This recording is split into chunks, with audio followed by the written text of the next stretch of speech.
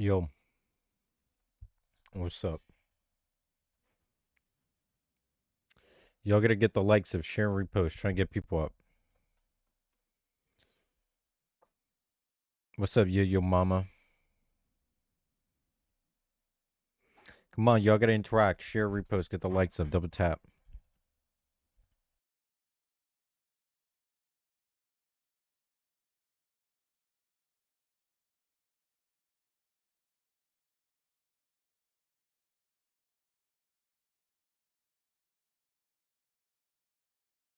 What's up, cracks? What's up, y'all? Y'all gotta get the likes of share and repost. We gotta get people up.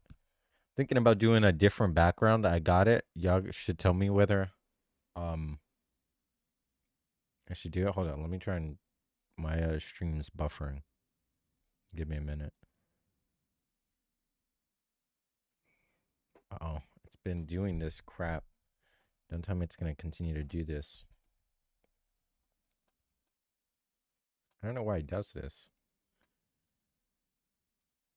Okay, well, let me try and bring this guy up.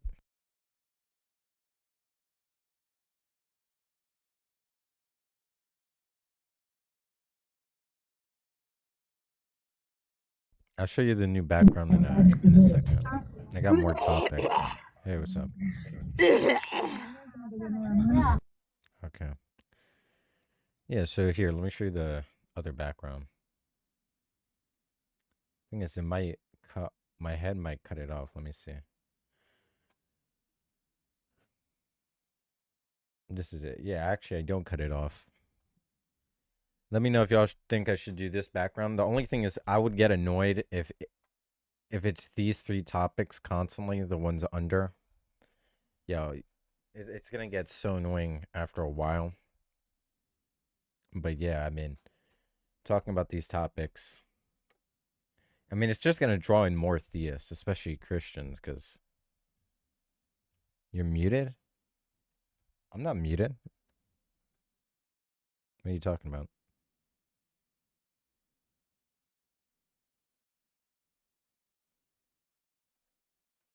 MAGA people?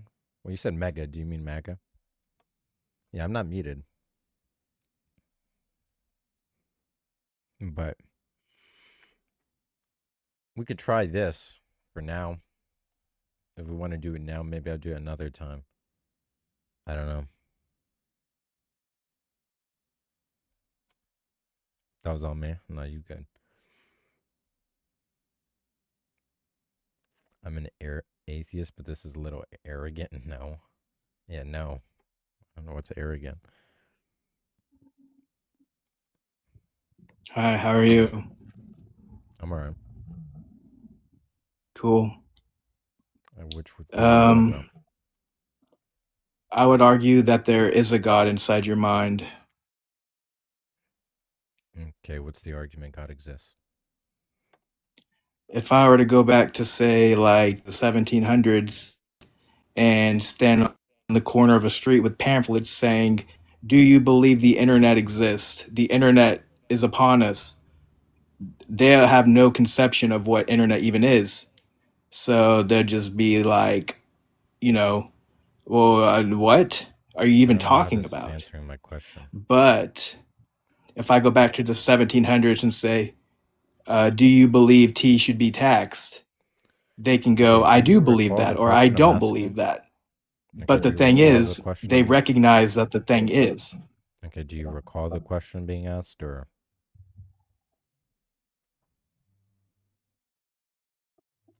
Hello? Can you hear me? Was I breaking up? I'm right here. Can you not hear me? Oh, sorry, my connection was bad or something. I don't know. I have a full bar, so I don't know what's Okay, going I'm on. asking you. But did you hear my analogy Yeah, it was a waste of example? time. I'm asking you what's the argument or evidence. You didn't answer the question. I don't know what the point of that analogy was.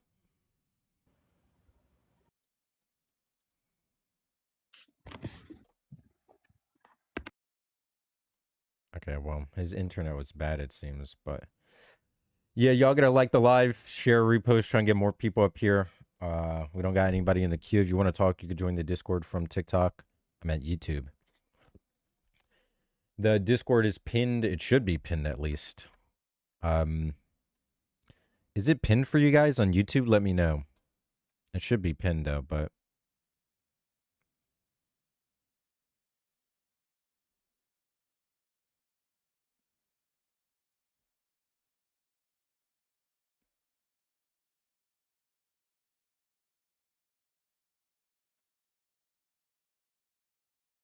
I don't know who that is.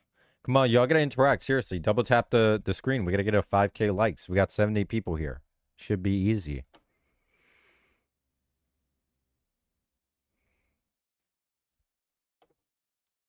I don't use science when it comes to God. And I don't know what you're talking about. I don't use science when it comes to gender. That just seems confused, but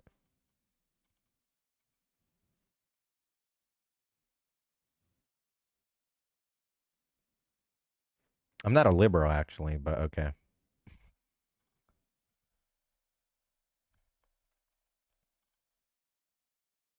Looking so cute today. I gang. Yo, where is Bone? Y'all gotta get people up. Y'all gotta seriously interact. Hey, what's up? Yeah, how's it going? All right. What you want to talk about? Yeah, I was gonna do the last one. Okay. Why aren't trans women women? Yeah, I just think that most people, when you say the word woman, they are thinking of like a female, Why and would they so be basic. thinking that? Well, because that's really been the precedent in society for the last couple hundred years. That's just not true. Okay, so go ahead and explain that. Yeah, when people go around and say you're a woman, they're not biologically identifying that person. People are not even informed about basic tenets of biology. They don't know what gametes are. They don't know what chromosomes are, especially children, right? It's prevalent for them to give, to assign gender roles and have no clue what those biological devices are. Most people, even today in America, if you quiz them on the basics about biological technologies, they would fail to be able to adequately describe what those things are. People's concepts do not pick out biological characteristics. They pick out physiological characteristics, social characteristics, and others. Vocal inflection, visual appearance. Yeah, I think you're kind of missing the point, though. What is the point I'm missing? I mean, the point would be that 99% of The women, for point, instance, you it can addresses tell by your looking point at them that they're because, females. yeah, but that's to say that you have a you have an inductive inference about how the female generally looks. That's just Well, not true. listen, I understand that you're using like debate bro kind of like words to You don't make know what this seem like inductive it's like reasoning is? a scientific argument, but Okay, it's I don't. really not. It's just the Okay, idea that okay. Look, for hold on. hundreds of years, people Hold in on. society, when they Okay, look, calm down. Just calm down first. No meta. okay, I want to make if you that can't really. shut the fuck up, we can't talk. Okay, just stop. First, no meta. I don't care about you talking about me using big words to sound smart. No one's interested in that. The point is, what I am interested in getting is um, a response to what I'm saying. If you don't understand what I'm saying, that you can feel free to clarify. It's kind of strange you don't understand what inductive reasoning is. That's all I said. So I'm not. If you don't know what inductive reasoning is, I can explain that to you. But it's just not true. People have those inductive inferences. Got it. So you don't think that most people, in most cases, can tell the biological sex of someone that they're looking at? No, Got it. So when you walk around in public, for instance, you really don't know which are males and females. You're not sure. that's correct. Got it. Yeah. Okay. Well, then this would just be the difference between people who can very obviously differentiate between that and people who can't.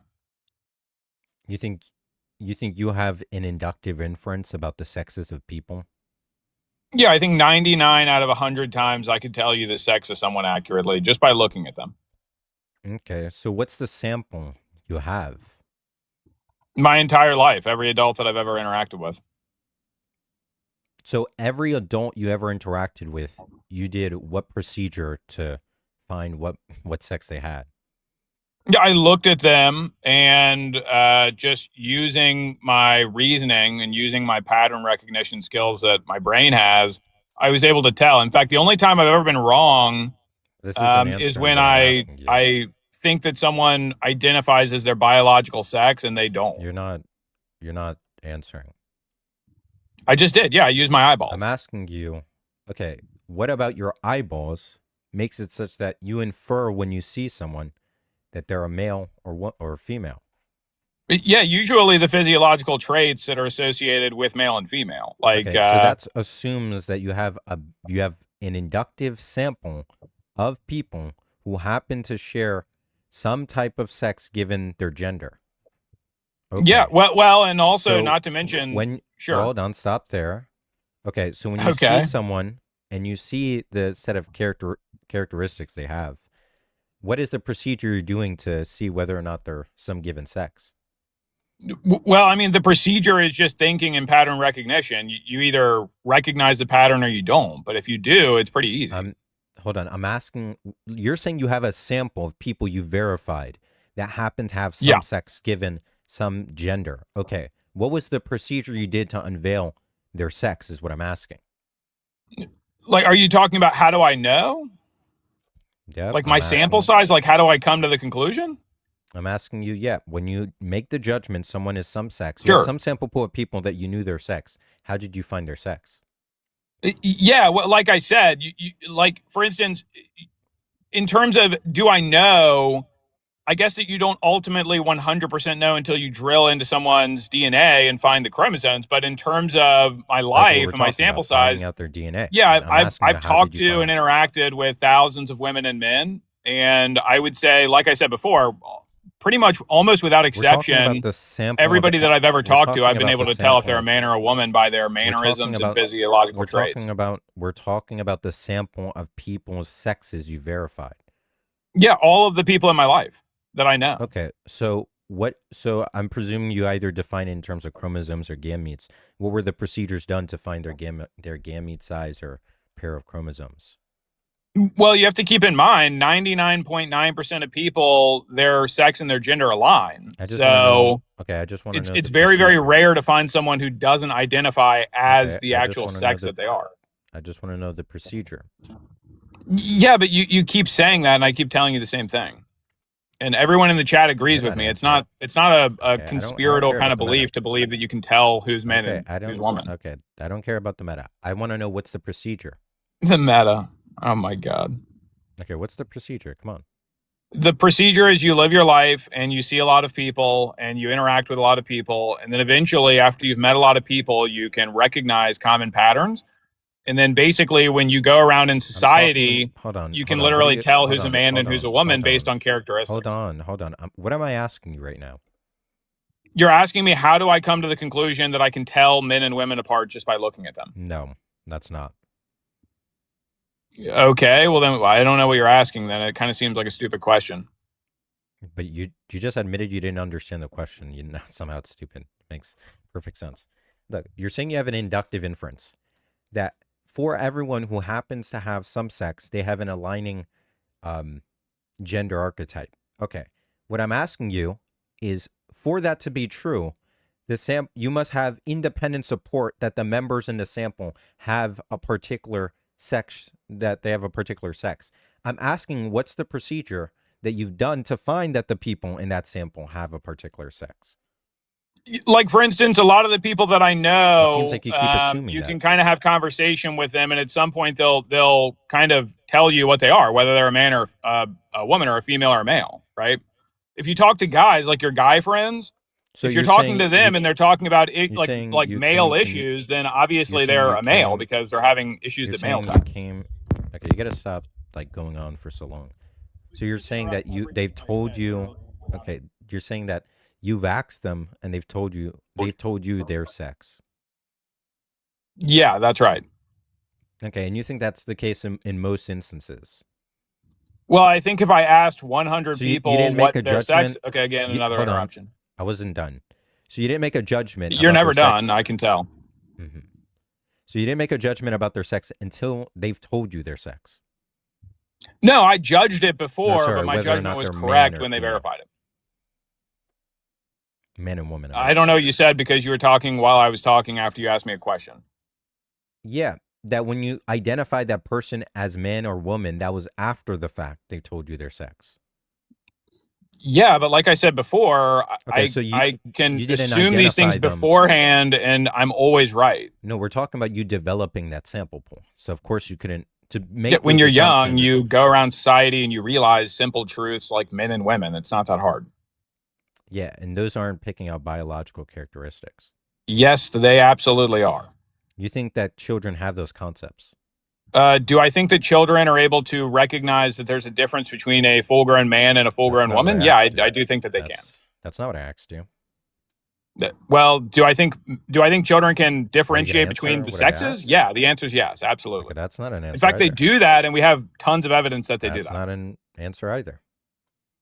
Well, nothing is an answer because basically you ask a question that is ridiculous, and then any answer is not good enough. Not that it's not good enough. It's a yes or no question. We've been having a conversation for 10 minutes, and every single answer I've given, you said, well, that's not actually an answer. That's literally your response to everything I've said. Yes or no?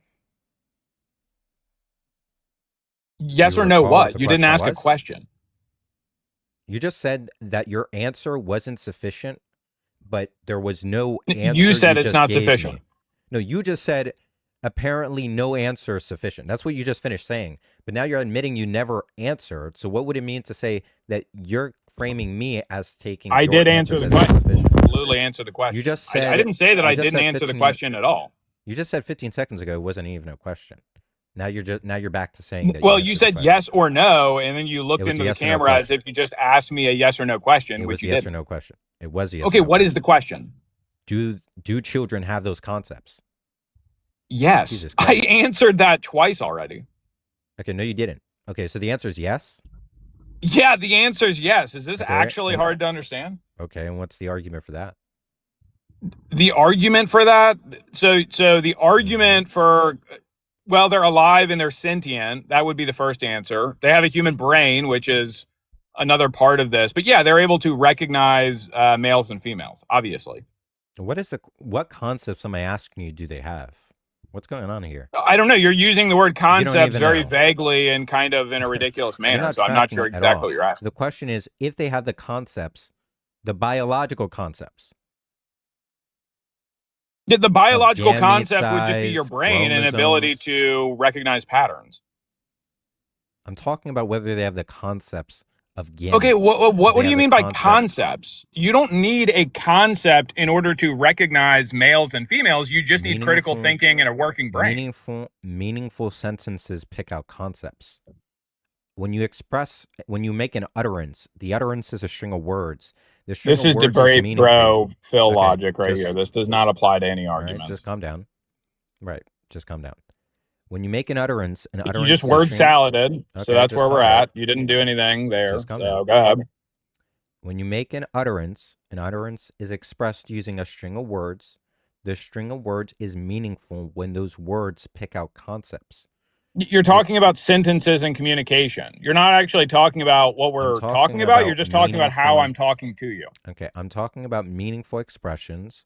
You think that these children have those concepts, and that's required for their sentences to be meaningful. And I'm asking you for the justification they have. It's not required at all, actually. It's not required that there's some kind of concept for someone to be able to do something. It's an ability. You either have it or you don't. You can make sentences using words that don't pick out concepts. Okay, I don't know. I mean, again, this is Phil bro shit. You can say sentences that don't have concepts. Yeah, we don't care. That doesn't have anything to do with words. The meaning of the words is contingent on the concepts the words pick out. It's very standard. Yes, that is word slop salad Phil bro shit. No, what you just said. It has nothing to do with men being women and women being men. It's just critiquing the way that someone makes their argument to you. This is very simple. For a sentence to be meaningful, the meaning of sentences aligns with the intention of the speaker. The intentions of the speaker is the collection of concepts they aim to pick out when expressing utterances. Now, dude, what are you even talking about?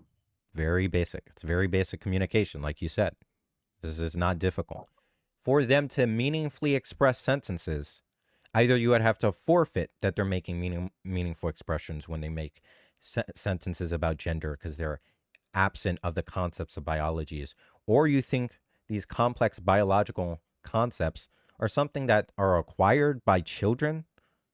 I think it's very obviously false that even most adults have those concepts. Yeah, I mean, do you think that any living organism is instilled with any instincts at all? What? Do you think that any living beings are instilled Also, I with don't know why you're instincts when they're answering. born? I don't know why you're Do you asking believe in a instincts at question. all? But you're not answering my question. The Okay, question is, I'm what's the trying argument? to. I'm making a point, but you're refusing to engage. Okay, arguments do not possess interrogatives. Okay, just answer the yes or no. Do you believe that Are any you any living beings Did you have just hear what I instincts? said? Arguments You're do not engaging contain, at all.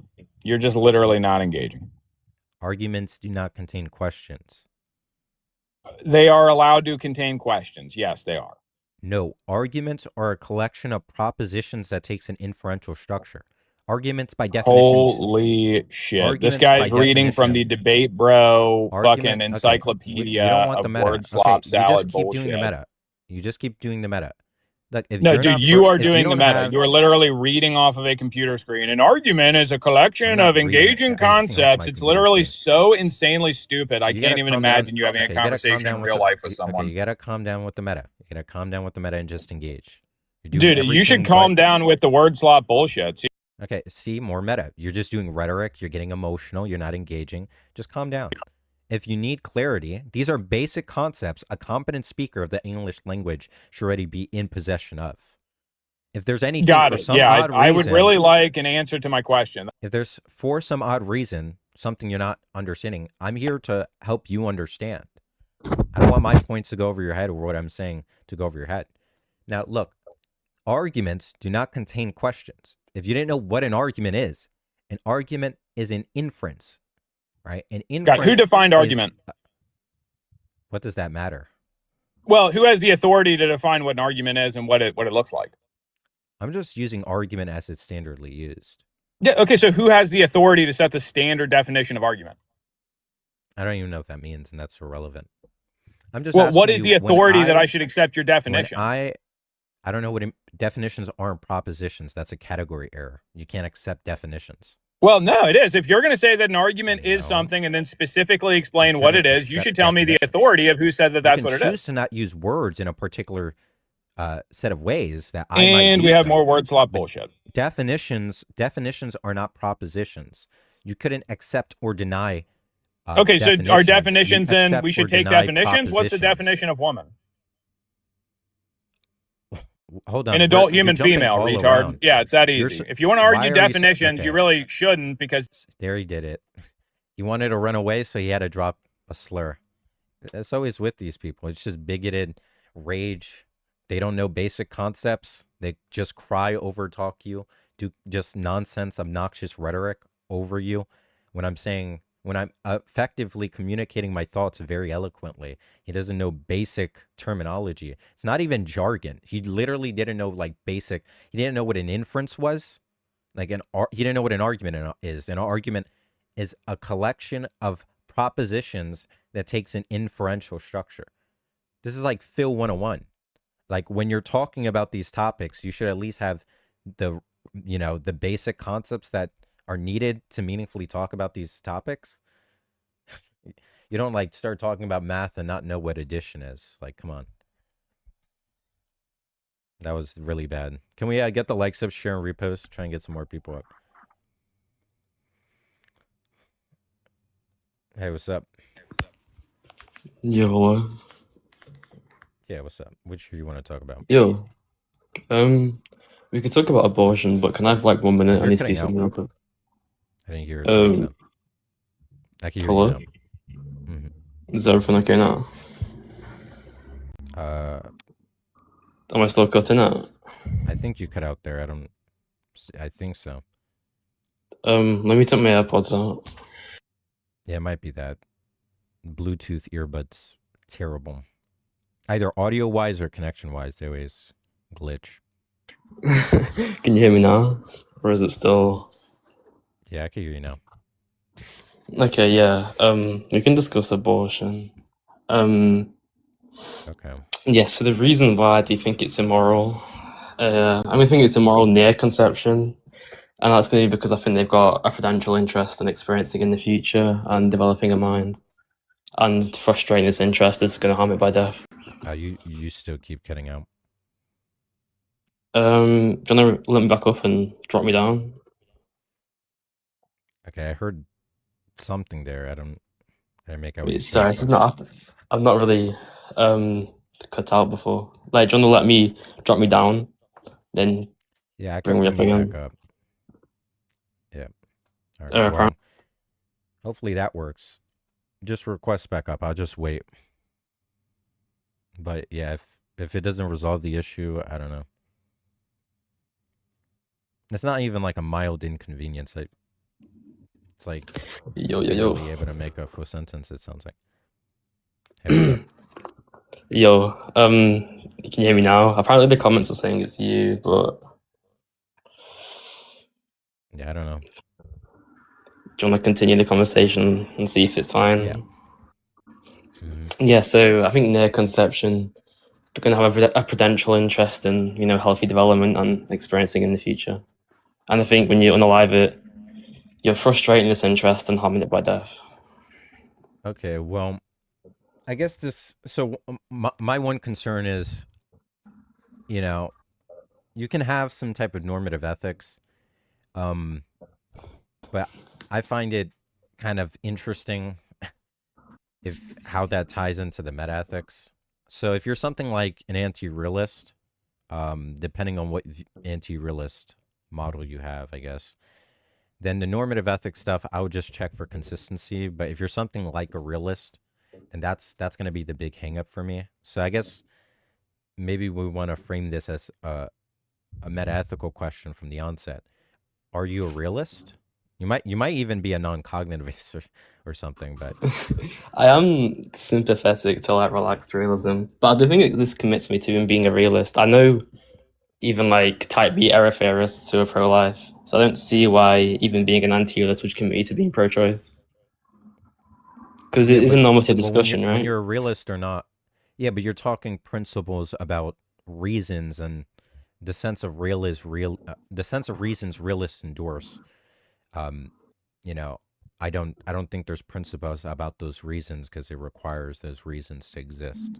I don't think there's external normative properties. I don't think there's external moral reasons. I don't even think any of that makes sense. Yeah, but you can just like ponder for why it'd be wrong for a mother to unalive a newborn, and we just apply the same principle to in utero, right? Like presumably you don't want to die in hills that she's okay to unalive a newborn. I don't even have to say wrong there. I can just say there's like strong reasons against unaliving a newborn, and we apply those same reasons in utero. Yeah, What but are your problems with that sort of reasoning? the sense of reason is equivocal amongst realists and anti-realists. Okay, but I guess not even reasons. I think there are. I guess what other word would I say? Like, would you be opposed to, even like emotionally opposed to unaliving a newborn? And again, just apply that same principle in utero. What are your I problems with that still sort of couldn't go for it. reasoning? I don't know why. I don't know. I guess I'll just repeat myself. Like, what are your problems with the sort of reasoning? I guess you can just say you're like emotionally opposed to the mother unaliving a newborn and apply that same reasoning in utero. I don't see the problem with that sort of reasoning. I don't think being an anti-realist commits you to being pro-choice. Well, I'm not saying that there's a commitment from any metaethics to any like applied ethics that you're like you're gonna be like pro-life or pro-choice. I'm just not understanding if the idea is that there's principles about reasons and there isn't those reasons, then to talk meaningfully about the principles about what you have reasons to do has the underlying assumption that those reasons exist, which I don't think the sense of reason found in realist talk does exist. Okay, but I guess I'm not really understanding because presumably you have a normative view. I don't want to like burden shift, but it seems that you can have a normative view even if you are an anti-realist about metaethics, right? But and you can just Yeah, say they're like any morally meta ethics is going to have normative ethics, or at least presumably. yeah, and Exactly, yeah. So again, I'm not seeing why this is sort of a relevant line of questioning. Do you want to explain it one more time? Maybe. Yeah, normative ethics is the principles, the types of principled facts you have reason to do, right? But you couldn't talk meaningfully about the principles of reasons if there isn't reasons. I guess that you need to say reasons. I can just use different language if you don't like the reason talk. Well, there's not going to be like like a way of avoiding reason talk context to morality. It's a type of normative discipline. So by nature, it's a strict conversation about reasons. They have reasons to not do abortions, right? And the reason there is specifically in a moral axiology, a moral domain.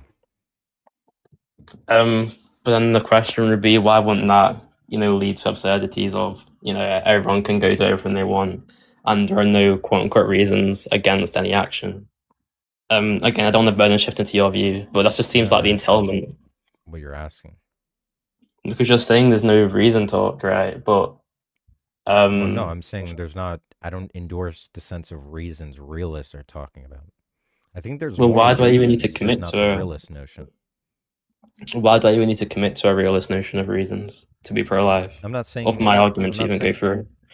I'm not saying that. I'm just saying it turns on to talk about the normative ethics turns on the metaethics, and if you have a particular metaethics, then that's going to be the forefront argument to have, whether or not there are external reasons.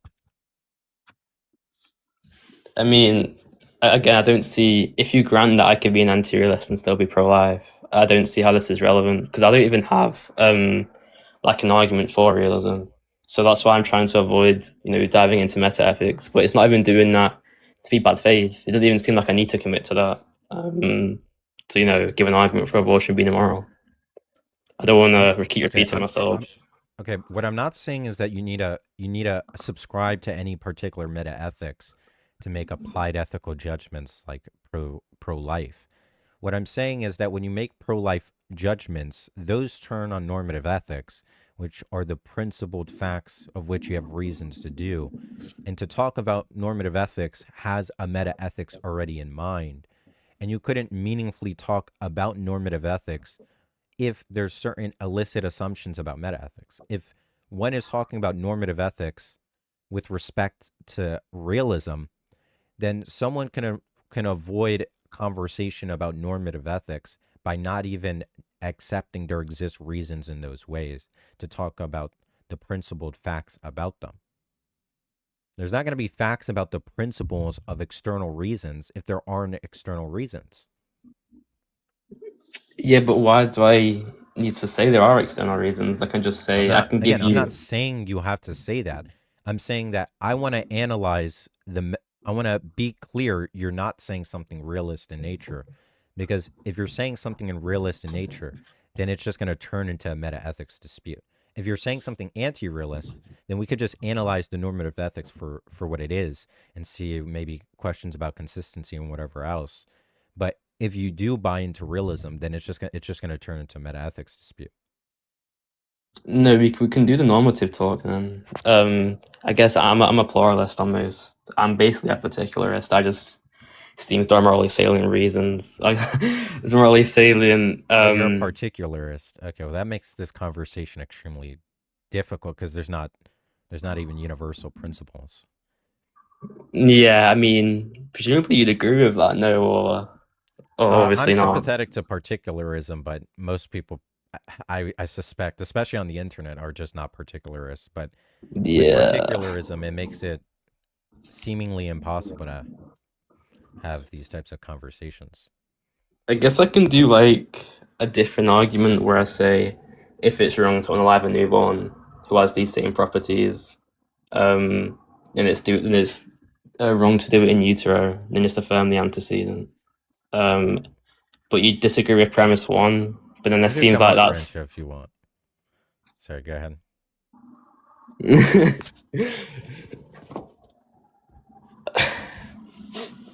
What are your problems with that sort of reasoning? Because if you grant, you can just even if you're simple. I kind of overtalked you. I didn't. No worries. Yeah. So if you even grant that particularism you're sympathetic to it as well. I don't see what else we can go besides me giving. I don't use the reason talk again, but strong reasons against an abortion. Yeah, I mean, to be completely fair, I think normative ethics is kind of like a meme. When you're a particularist, I find it almost it's just not really manageable. I mean, like you could just say stuff like in a vegan debate, like, oh, I think it's wrong to eat animals because of like NTT. I find there's no morally relevant different trait. And then I could just say, oh no, the trait is just being a pig, and that's just like, there's no. I understand, yeah, and a lot of it will just get into like intuitions. I'm not sure because if you're intuitions anti-realist, are then it's just truth a tracking. separation of values at that point, and there's not going to be a shared. If there's no shared shared values, someone could be mistaken about the principles that characterize their values, right? That's like basically the same idea that you find in much of philosophy, like epistemology, defining knowledge. It's that you have concepts that are not opaque, but their conditions are not transparent. You have to do heavy lifting to kind of unveil what are the facts about what we mean by knowledge. The same way we have to find the principles of our values that properly characterize our values. If people just have completely different values, then the talk about principles with two people who have different shared values is just going to bottom out at a matter of difference. Yeah, but presumably you'd accept, motivations for accepting the sort of reason talk about there being strong reasons against an abortion. That can motivate my view if you're willing to accept that. Okay, you cut out there, but I kind of heard what you said. Yeah, you're saying well, then the question would be what would you think are the reasons in virtue of abortions being unethical? Yeah, so near conception, I'm going to go back to what I said earlier. I do think they've got a prudential interest in developing a mind and, having robust experiences in the future. Prudential interest? What does that mean? Like an interest regarding your well-being. So you have a potential interest in X if X contributes to your well-being. Sorry, repeat that? Yeah, an interest regarding your well-being, and an interest there just means you have a potential interest in X if it contributes to your well-being. I'm gonna take a biological account. Okay, so what are you saying contributes to my well-being exactly? Yeah, for the fetus, developing a mind and experiencing in the future will contribute to their well-being. Oh, to their well-being, but what reason do I have to care about their well-being? Well, it's just going to harm it like significantly by unaliving it. And it seems this is a strong reason against actions, like applies in other cases outside the womb. But I give you a case outside the womb where it seems, harm. What's the reason to for what reason should I care about their potential well-being? Well, yeah, because frustrating this potential interest will harm it by death. And again, it seems like a... But what's the reason to care about that? Like, why would I care about that? It just seems to be the case that it's a morally salient thing in like moral discourse, right? Again, I can apply this to other cases outside the womb. And hopefully you'll hold the intuition again that it is a morally relevant trait. And then we apply this in utero. Yeah, I just don't have that intuition, so it seems it's like the Richard Feynman point. I can give you cases to motivate this if you want. Sure. So it does explain a lot of data, right? It explains like coma baby cases, it explains impairment cases, it explains like key memory cases, it explains why like an anencephalic baby would be a lot healthier if you like transplant a mind into its body or like give it some sort of serum to make it develop a mind. I can explain in those cases more in depth. Are you familiar with the coma baby or like a key memory case? No. Yeah, the coma baby is just a baby that is born into a coma and will experience in like 5 seconds. Baby. Sorry, you're hard to make out. No worries. My account here can account for the wrong maker and alive in the coma baby, which most people want to say significantly wrong. And maybe you can also account for but like key memory care for cases. the well-being of the baby, but not the fetus. So the question is, like, why care for it in the case of the fetus? Well, it's trait analogized, right? The coma baby is born into the coma, so they've got no past experience. If anything, they've got the exact same potential interest as the fetus, and it seems that my Okay, I'm kind of confused explanation. about this well-being talk. What are we? Yeah, so I take a biological account of well-being for one part, which is going to be in health, right? It seems that organisms You're just develop in talking about certain being ways. healthy. Yeah, exactly. And it Okay, seems but why that would a because the baby, health care about the health of the fetus? yeah, because they're going to have robust experiences in the future, and it seems that I can give you cases again for why this trait seems to me morally relevant, right? And again, another example would be like a Q memory case where I clone your mother, and she'd never experienced in the past, but she's going to wake up and have all these Q memories, and start interacting with you about talking about this amazing life she had with you. And it seems significantly wrong to unalive your clone mother in this case. And without appealing to these prudential interests, it seems really hard to ground the wrong maker I'm not here. gonna lie, you're talking really fast. It's hard to follow. Sorry, I'm trying to speak slow. I'll speak. So you know what Q memories are, I right? should care about in the case of the fetus is the health of the fetus is because there's similar cases in a case of a cloned mother where what? Yeah, where it seems to account for the wrong maker and unaliving this entity. And most people want to say that unaliving this entity is significantly wrong. Do you hold the intuition that, unaliving your clone mother, they're going to experience in like 5 seconds and have all these key memories and start talking to you about their lovely life? It's going to be significantly wrong to unalive this entity. Do you hold, the intuition there? I don't think I do, but the thing is, I mean, it's still kind of unseen why that case. If I had the intuition in that case, why would I think that that's true of the fetus? Unless it's Yeah, like because it seems this that. general principle of health. Because I have the intuition there in the like assume I have the intuition in the case of the mother, and then not in the case of the fetus. Then maybe I'm just a particularist there. My principles are just not. They don't universally That just extend seems amongst the like, health of things. that just seems like special pleading, right? It seems the traits are analogous. They never experienced in the past. I mean, Your mother has an interest in experiencing in the future.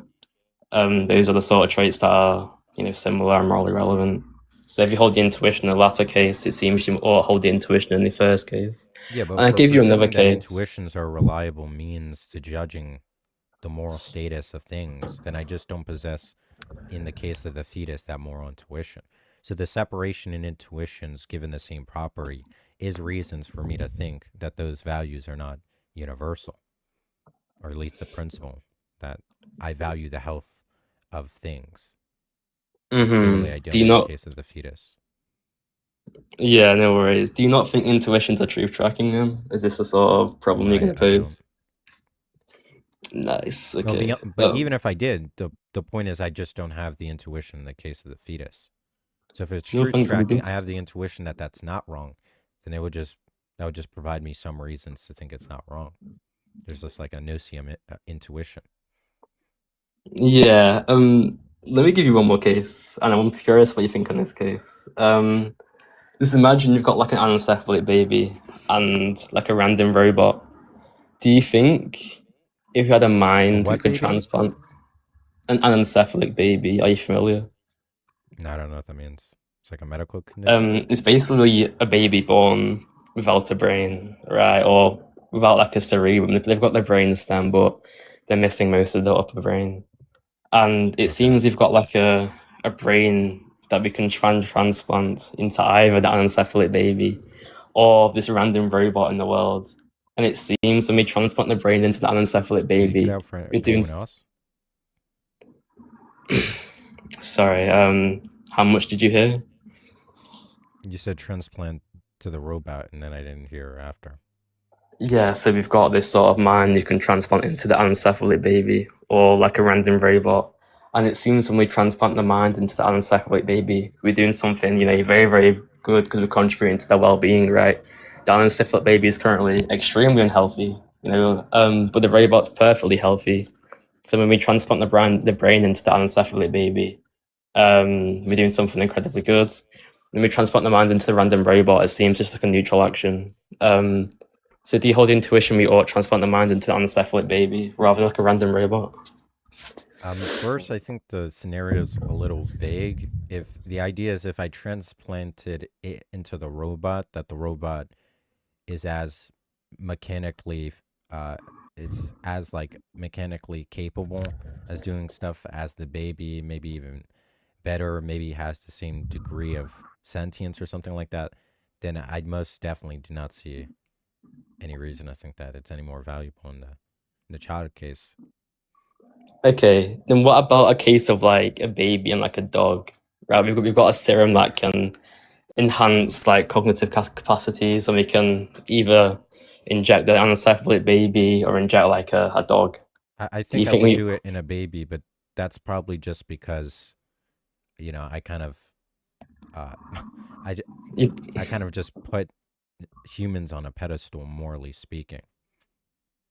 Okay, you don't think it's the fact that the dog's perfectly healthy right now and giving them this sort of serum is not going to do anything good for it, but this baby's extremely unhealthy right now, and give it this serum's going to, contribute to their well-being. You don't hold that intuition.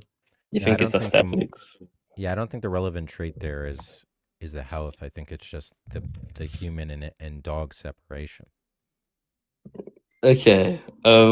I guess I can give one more case, but after this, I think we can move on to someone else. Well, pleading to these biological interests is actually like one of the only ways to say like entities who are recently minded are harmed by death. You can conceive of a case of someone who's like experienced for like 5 minutes in the past and then falls into a coma and will experience in the future. And if you don't plead to these biological interests, it's very hard to say why it would be wrong to unalive this entity. Because if you plead to these 5 minutes of past experience, it seems just trivial, right? It seems that it's been ad What's the hoc. scenario that you said that it's They've experienced for like 5 minutes in the past, okay? So they had and then they five fall minutes of into a coma, experience. They fall and into a then fall coma. into a coma, and it will have robust experiences in the future. It seems if you You said plead they to these like won't five, have experiences in the future. no, they will. They'll have They won't. robust, Okay. robust positive experiences in the future. And if you just plead to like those 5 minutes of past experiences, it doesn't seem like they're doing much work, right? It seems just ad hoc if you're saying it's wrong because of these 5 minutes of past experiences. But if you can plead to this biological interest they have, sorry, in experiencing in the future, that seems to explain the data there. So I in the mean, case you're making them capable, you're doing some procedure to make them come out of a coma. no, it's just someone's experience for five minutes in the past, and they fall into a coma, and they're going to experience in the future in like a week or whatever. Oh, you're talking about like unaliving the person while they're in a coma or Yeah, something? exactly. Okay. I mean, Yeah. do you hold the intuition in that case it is wrong? And hopefully you do, because that still seems to be Yeah, like an obvious reductive. yeah, Um, but it's gonna be in virtue of the experience. Okay, but do you see how I might think that's slightly ad hoc because what are those experiences really Ad doing? I hoc. mean, every pro-choice I've actually talked to just dies on this hill. They say it's fine to unalive them because those 5 minutes of past experiences aren't really going to do much for the baby. So it is like seen as ad hoc just to say it's permissible then unless you give like a justified reason. But that's just going to be me like pivoting into your view, so you don't have to give a reason. It's fine, but Well, I'm not you really can see sure how what you this mean is a by good ad explanation hoc. for why it'd be wrong. Sorry. I'm not really sure what you mean by ad hoc. Yeah, like they're just saying it's wrong for X reason without giving, sufficient justification for why. Explaining why those past experiences are doing work. Usually the explanation people give for past You keep cutting experiences out. being morally relevant is because they're going to influence the future experiences. But obviously, in this sort of case, they're not going to be influencing the future experiences. So that's not going to be morally relevant. Point out. I'm not really understanding how you're using ad hocness, but I'm not really sure if you're saying that there's some bad practice I'm engaging in when I say that I value that in virtue of the 5 minutes. I'm not really sure what's the issue there. I'm more mean if you don't have a reason for why this past experiences are morally salient, and it is just going to be ad hoc, right? It's like me saying Well, that's just I just value those just an things that have intuition. experiences. Yeah, but we can give cases of like rats. You wouldn't obligate a mother to gestate a rat for 9 months, would you? So it seems the future experiences are the reason why it is wrong. Because there's other morally salient properties that supersede the relevance of experience there. I think my disgusted experience in having a rat is a more valuable experience not having that displeasure than the life of a rat. Sorry, can you repeat that, please? I'm saying that the experience of that animal having like a rat, I find more displeasurable than the keeping of that rat alive, given it has experience. So my values there are just stronger in getting rid of the rat than keeping the rat alive, given it has some relevant moral property of being sentient. Having experience. Wait, sorry, maybe I'm confused. I think rats are better off dead than alive. Or am I really confused right now? What are you saying? Wait, I'm okay. Maybe I'm not understanding the hypothetical. The hypothetical is that there's a rat in my house, or you're just talking about like, imagine she's like, oh, you're just asking if ceteris paribus is it a bad thing to kill the rat? Yeah, like imagine she's hooked up to a rat for 9 months with the same sort of like obligations she has to a fetus. Presumably, say it'd be fine to unhook yourself from this rat, even if you put them in a state of dependency. But you can't apply this to a fetus because of the robust experiences in the future. It seems unaliving it in this case, it'll harm it by death. Okay, you could have in an extreme way. But obviously, this wouldn't be the case in the rat. I want to be super clear because I'm really not understanding the hypothetical. You're saying that the rat and the woman are hooked up together? Yeah, just imagine she hooks herself up to the rat because she gets pleasure from it or whatever, and she's gonna have to be hooked up to the rat for like 9 months, like similar to pregnancy burdens. Presumably, you've held the intuition that it's permissible to unhook yourself from the rat in this case, right? Even though they are sentient. So current sentience doesn't seem to be the reason why it's wrong to get the abortion. I'm not really sure what you mean by hook yourself to a rat. Just imagine like the umbilical cord attached to the rat. I don't know. You can stipulate all the psychological distress out. I don't know. Just imagine it's the same burden as a pregnancy, but the entity in question you have to unalive is a rat, not a fetus. Right. I think. Like if current experiences are explaining why it'd be wrong in the fetus case, then that would explain why it'd be wrong in the rat case. But hopefully, you don't want to say it's wrong in the rat case. So then that's why it doesn't explain why it's wrong in the fetus case. Well, that's why I think the property of being a rat is a bad is almost like a bad making property. Well, I guess I can just. I mean, I can stipulate all the psychological distress of like being hooked up to a rat. So I can just say it's like, I don't know. You don't even know like it's a rat. I don't even know how to. Just imagine she's got no psychological distress over her being hooked up to a rat. I don't see why. Just imagine I stipulate. Am I really the only one who's hearing the cutouts? There's no way that's me. I don't know how.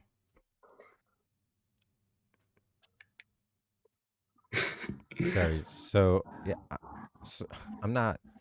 I don't know. Maybe I'm actually he isn't cutting out. Okay, that's weird. Yeah, maybe I'm just failing to understand the hypothetical. Just imagine like she's got a red button in front of her. 5% chance if she presses this button, she's going to be hooked up to a rat. And she presses this button because she gets pleasure from pressing the button. A button to get hooked to the rat. Yeah, but she presses it She presses it to get pleasure, right? Similar to like an orgasm and sex or whatever. But there's some probability that pressing it doesn't bring about a rat. Yeah, but like a 5% chance she does get hooked up to a rat, similar to like 5% chance of getting pregnant or whatever. And she presses this button, and unfortunately, she gets hooked to the rat in this case. It seems it's still fine for her to unhook herself in the case of the rat. Do you understand the case fully now? Mm-hmm. Yeah. If the rat's sentient, I would find it fine to disconnect yourself from the rat. Exactly. So that's why current sentience is not explaining the wrong maker in the abortion. This is why I think it's necessary to plead to, because the rat has the same current experiences as the fetus, and if you hold it's wrong, not wrong for the rat because of current experiences, and it wouldn't be wrong for the fetus because of current experiences. Do you see the similarity? No, I'm really not following. You're saying that okay. Yeah, I'm not following a lot of this. I don't know. It's just the way you're talking is making really hard to follow. I don't know if it's your accent or what, but Okay, no worries. Do you understand the case? Do you want to explain the case yeah, back to me you're so I saying can double that. check? Well, I'm forgetting, how does this even tie back to the other stuff with the fetus, or what was the other scenario about health? How's that tying in? Well, first of all, I'm just explaining why current sentience can't be the reason why the abortion's wrong, and that's what the rat hypothetical is doing. So do you want to just explain the rat hypothetical first so you understand what I'm trying to ask you? Want to repeat it back to me? You want me to repeat the rat hypothetical? You're asking? Yeah, just so I know you're Yeah, so you understanding get what a I'm asking you. 5% chance of getting a rat attached to you like a fetus. If you press a button, the button bring you pleasure just as, sex might. You get the rat. The rat is sentient. Sentience is morally salient. Is it okay to disconnect yourself from the rat, or the mother from the rat? Yeah, and she's got like 9-month pregnancy burdens while hooked up to the rat. Presumably, in this case, you want to say it's fine to unhook yourself. But if you say it's fine, then that's just giving evidence that current sentience is not sufficient to render the Say that abortion again. It's wrong. giving evidence that what? That current sentience is not sufficient to render an abortion wrong because the rat's stipulated to have the same experiences as the fetus. If anything, the fetus has. Humans are on a pedestal than rats. You think having human DNA is morally salient? Like, do you? I do. So like in like a partial. Okay, I don't want to pivot to your view again, but this has got that like also a lot of explains reductives. why I'm not a vegan. Yeah, but presumably my take on veganism is just like aesthetic reasons. I think that's why I hold the intuition it's wrong to unalive dogs and like pigs and stuff. But in cases of like rats and fish, I don't really hold the intuition in that case. Yeah, I think Just different imagine. animals have different degrees of more relevance. Yeah, but people say like non-humans have different types of sentience. I think that's obviously gibberish. I can just stipulate it's the exact same experiences. If anything, rats are actually experiencing more than the fetus in utero. And if you're saying the wrong makers because of human DNA, then that's just going to make you pro-life. If that's going to be sufficient to render the abortion wrong. But I don't even think human DNA is sufficient to render an abortion wrong. And I can give you cases to motivate that if you want. Yeah, but I'm saying that I don't really morally value as nearly significantly as I would the sentience of a rat as I would the sentience of a fetus, where if the woman is having displeasure or whatever, I think those facts overrule the facts about the rat being sentient. Yeah, but all those traits are true of pregnancy, right? Unless you want to commit to being abortion or 9 months. All those traits are true in pregnancy. Or what traits are? What are you saying? The burdens of pregnancy. That's all true when you're pregnant. Unless you want to say those burdens override, the fetus's sentience, then you can unalive the fetus at 9 months. And presumably, you didn't hold the intuition that's permissible. So. You keep cutting out. Oh no. Okay. You understand in pregnancy there are still burdens of pregnancy, and those burdens of pregnancy are present all 9 months. So if you want to commit to these burdens overriding current sentience, then that will just commit you to saying abortion's permissible all 9 months. And hopefully you don't want to have to commit to that. Saying that abortion is permissible all 9 months. Why? If you say these burdens are type of burdens that override current sentience, and that's explaining why it's permissible in the rat case. But if it's permissible in the rat case, but not the human case. Okay, are you still committing to the view that this like sort of human DNA is morally salient? Nothing's coming through. Oh yeah, I was. Can you hear me now? Yeah. Yeah. Well, it didn't seem like just having human DNA is sufficient to even, generate any moral status. But presumably you're Well, disagreeing with maybe that, not to which I think. you. Well, I can give you like multiple cases of like partial molar pregnancies. Doesn't seem like we care about them that much, and they've got human DNA. Do you know what a partial molar pregnancy is? No, I don't. Yeah, it's just like a sack of meat that's got human DNA in it and it's alive. You can search it up if you want. It's quite disgusting, so maybe don't. But it's a common case people give against people who run like human and alive for abortion.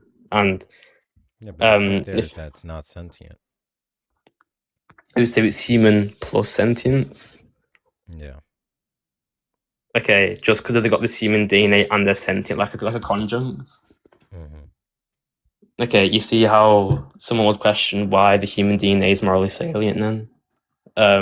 You'd have to give like a reason why without it being, just random. You just stipulating a random thing into the conjunct. Like I could stipulate, yeah, it needs to be born and needs to look a certain way. And you ask me, well, why does it matter if they're born? And I just say, well, because it does. And see, that's not really doing much explanatory power. You have to explain why, because they've got human DNA that's morally salient. Yeah. It doesn't really seem like you can. Well, I don't have a normative ethics.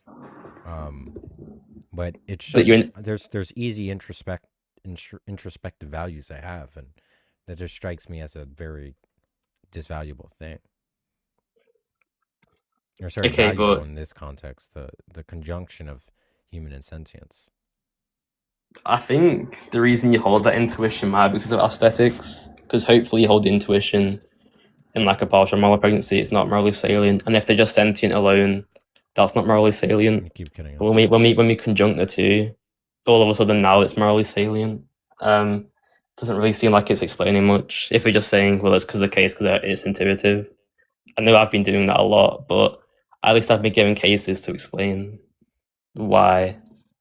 Do you understand the sort of contention I'm having? Because if you found in the case because you're saying, well, I don't care about rats because they don't have human DNA. I don't care about partial molar pregnancies because they're not sentient. So then you say, okay, let's just conjunct the two and say it needs to have human DNA and sentience. Audio thing is so annoying. I don't know why it's cutting out.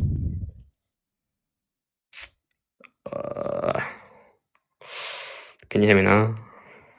I could hear you, but when you speak, it just randomly cuts out. Every time you speak, there's a like cutout, which apparently the audience is not hearing. So I don't know what's going on with me. I don't know. It's never happened to me before.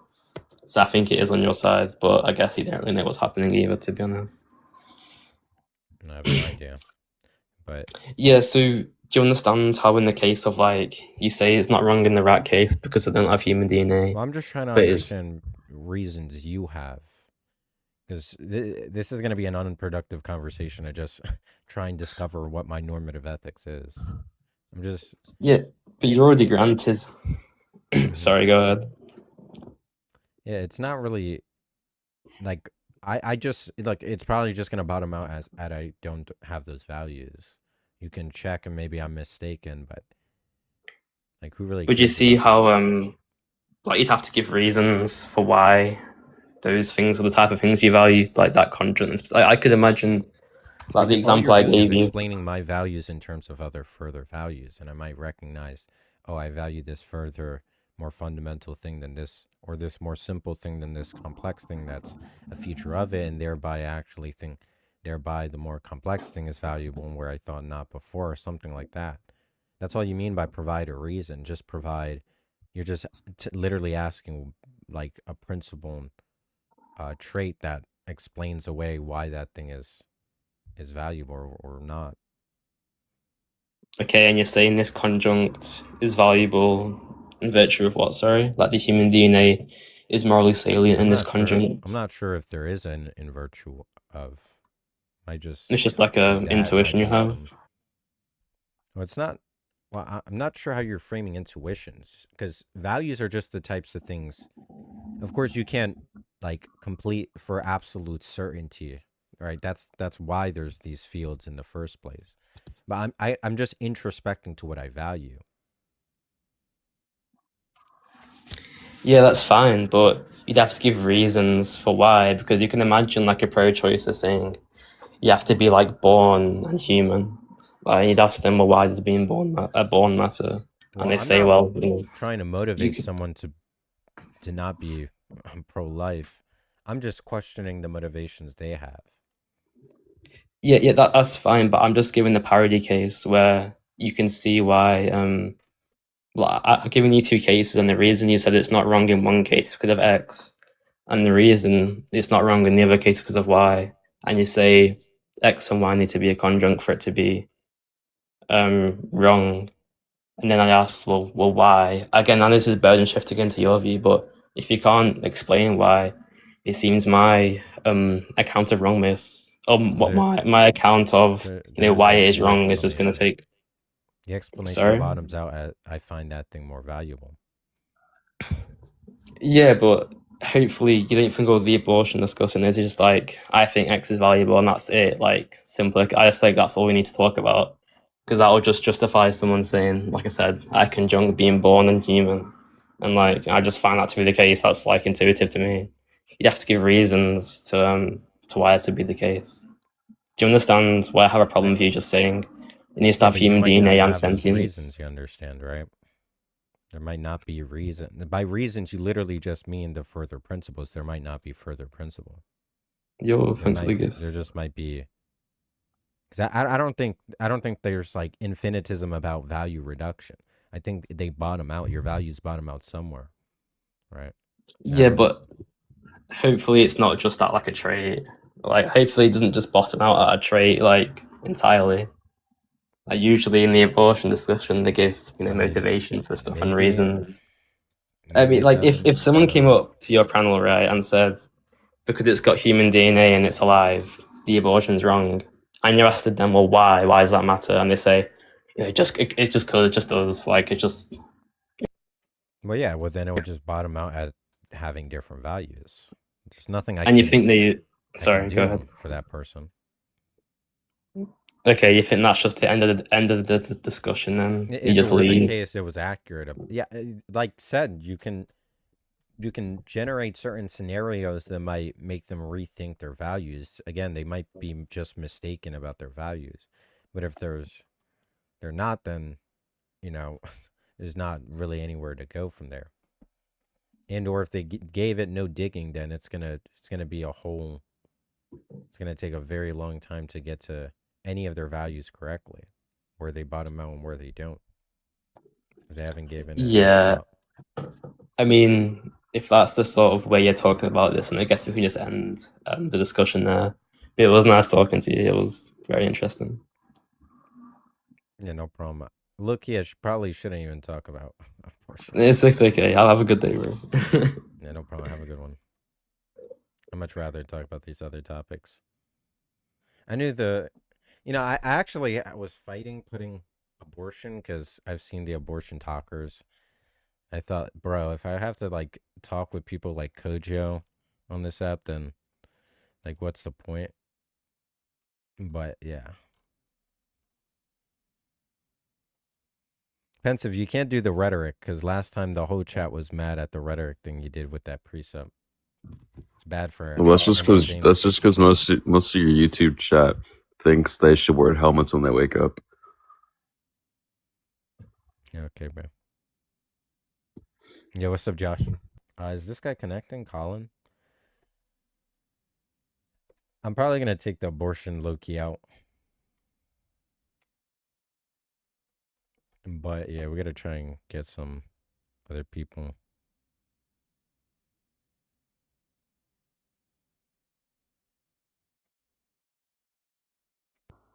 Yeah, Colin. It's not connecting. Yeah, the argument for God's very simple. Yeah, it is my audio. I don't know what's going on. Why is it cutting out? Here, let me disconnect and reconnect my headphones. I genuinely like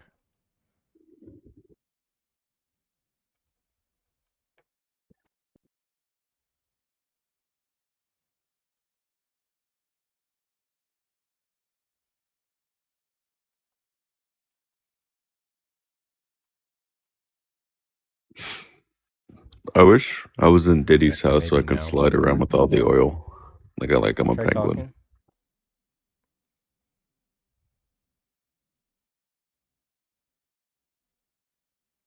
Is he talking?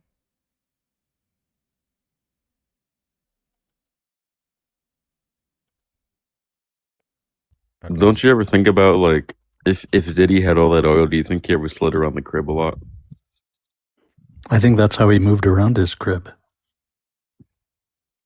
Right. I would too, to be honest. I mean, low friction, less effort. Low viscosity, right? Like depending on the oil. Yeah, not like Astroglide or something, you know. Yeah, like he doesn't want to get like burns on his stomach when he's like sliding like a penguin. Mm-hmm. Maybe I should. Okay, for now I'm low-key just gonna put it back to the OG, just because. I thought you were coming out. Definitely not gay. I know you've been wanting it so bad though. Why is gay wrong? Wait, Monkey Boy, does your chat know you're gay? Oh no, They of do course now. not. They couldn't know that because you can't know false propositions. That's right. What's the argument for that? That's ridiculous. Yeah, I think my audio is still cutting out. I don't know what's going on. You sound fine to me. Blue hat. Just know that when everyone's saying they accept you, I don't. Yeah. I just had a question about like the DNA thing that you said. Do you think like let's say like hypothetically you have like an alien who's like functionally just like a human in every way, just like they don't have like our DNA? Do you think they would have like less moral consideration? Yeah, I guess it's something beyond. Maybe it's just like a more anthropomorphic fact, like Kryptonians. Like if they formed in the same way they like, I would probably value. Especially Supergirl. Well, I mean, Superman for you, you know. MB, what's your take on Alyssa? Where would you be on Viltrumites there? Viltrumites? Hell yeah. Probably less. That's reasonable. Yeah, that's all I had to ask. That's a good question. If all first order judgments are false, then agents don't have moral consideration. All first order judgments are indeed false, so agents don't have moral consideration. Arnar. Come on, let's try and get people up though. Y'all gotta interact. Double tap the screen, share, and repost. Said you want me to tap you? Is that what you said? Yeah, that's what I heard. No, Josh only hears what he wants to hear. He didn't genuinely hear that. His mind just stores That's possible. the sounds. So it's possible. It's wait, what's the difference between genuinely hearing and hearing? Yeah. Good question, Pensive. You even let Watch him run. Question. Yeah, what's the question? I Yeah, didn't what's need the to. question? It was obvious. Yeah, what's the difference between genuinely hearing and just hearing? Yeah, look at that. Oh, that's to me. No, that was to the other Monkey Boy. Which isn't meant to say like another black person. By the way, I want to flag that. Why? What are you talking about?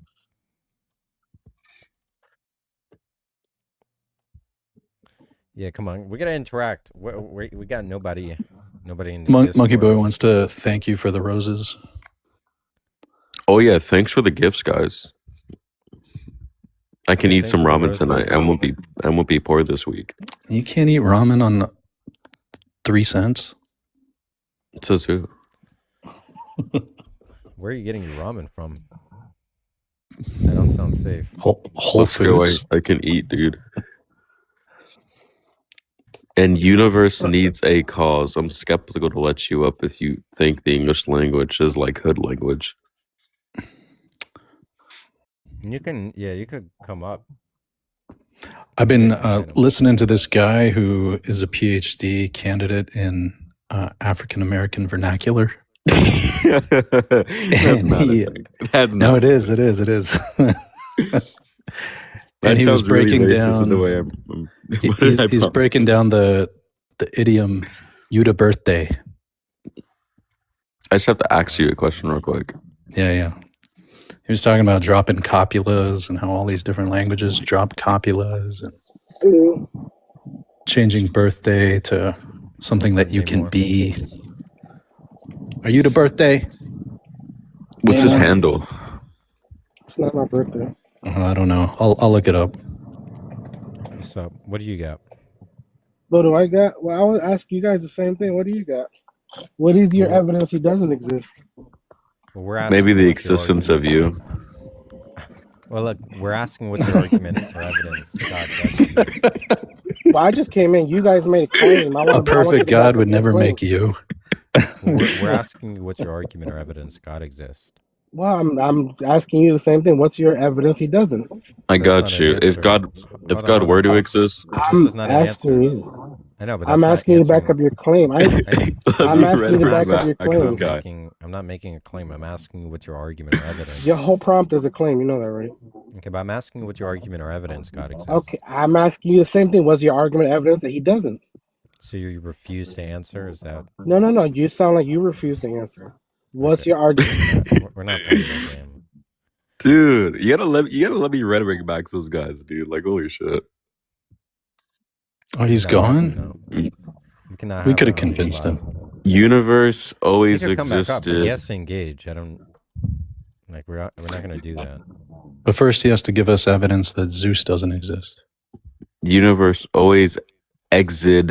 I think God is everything I am seeing. Yeah, man, that's what you're not going to do. Back up your claim. That's what you're not going to do. I'm asking you if you have an argument or evidence God exists. All I said, what you're not going to do is back up your claim. Why can't you answer a simple question? What claim? What are you talking about?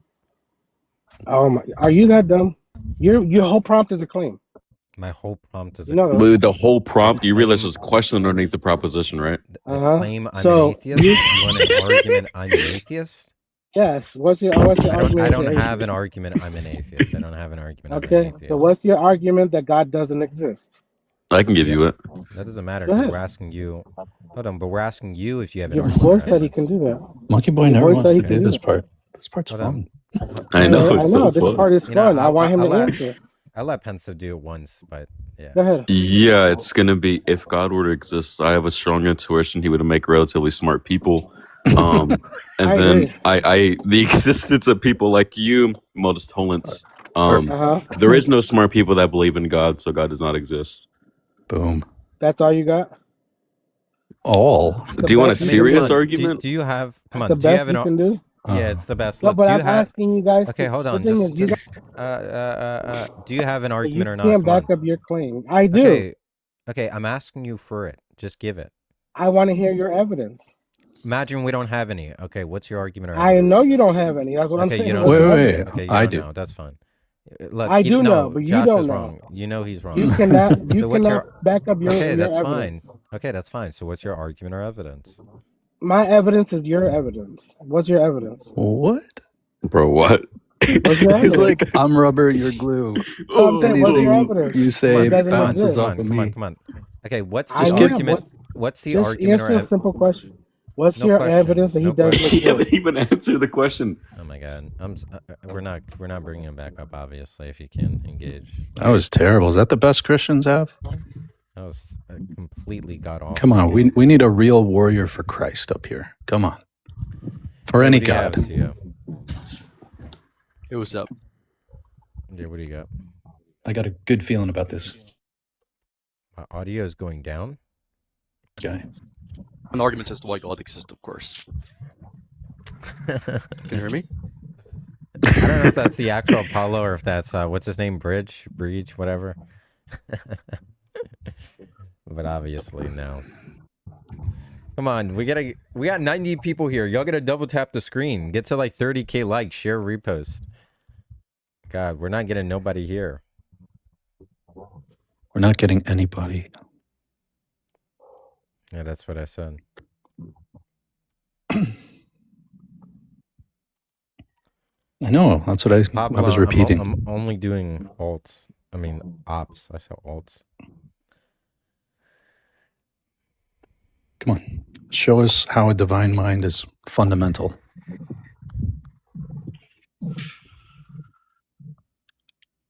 How would you respond to the motion argument? No one in contemporary scholastics takes versatility metaphysics seriously. And just reject the framework.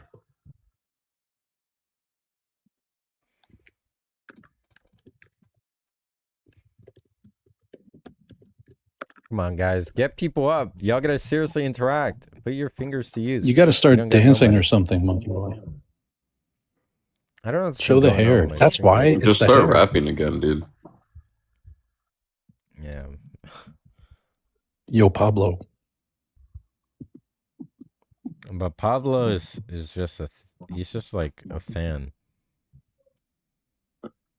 He just said yo to me. So I wonder who occupies cell block 1, like the type of people there. Sub block 1. Yes, cell block 1. Like in the prison. Block. That's crazy.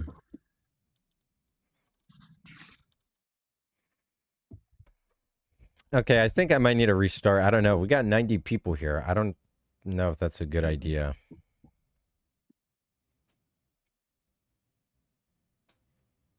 The Parmenides change thing. Someone's accusing you well, of nothing. Not a good look.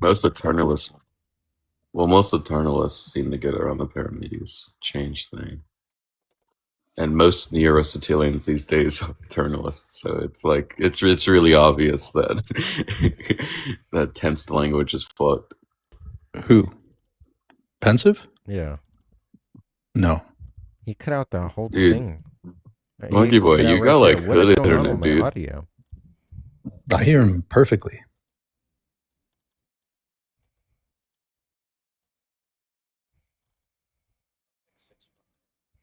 That's right. How does your counter change escape her? Well, what about Parmenides do you want me to explain with internalism?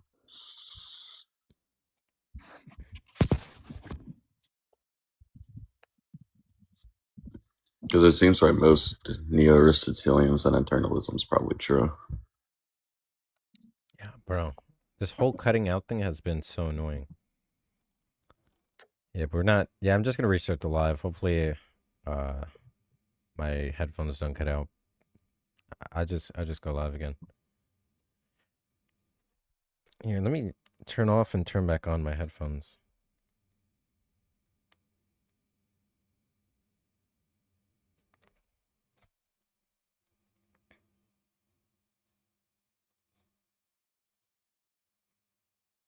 Like and sub on the YouTube if you haven't already. Join the Discord if you want to come talk. I think that first stream kind of ruined my algorithm. At first I had 140 plus or something with the trans conversation, but then that abortion one really just destroyed the live. Loki, that wasn't fun at all.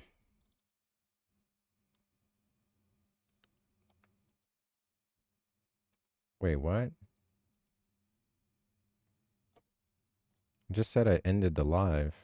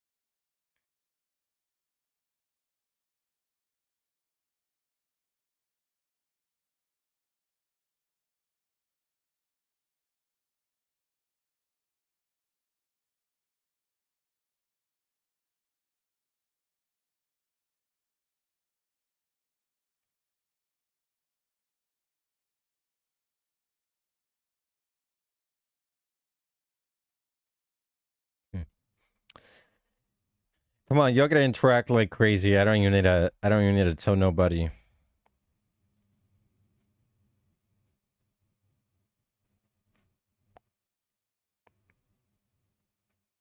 Come on.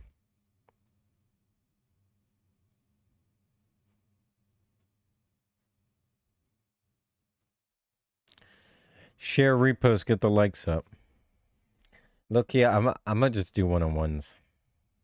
So, I'm depending on how much longer I'm gonna be live, which I guess it depends on how these guests go. I'll be down to bring you up later. Come on, share, repost, get the likes up.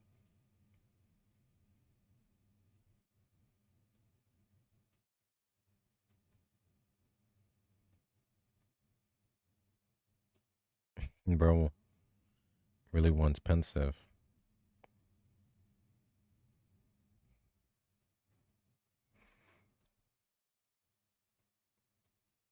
What evidence would you accept, bruh? Any and all evidence.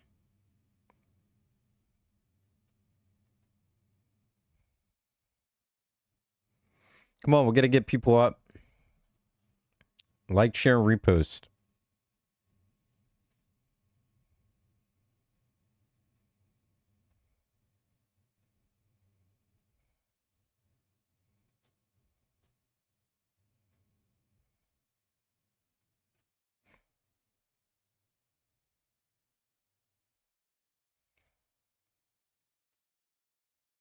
Come on.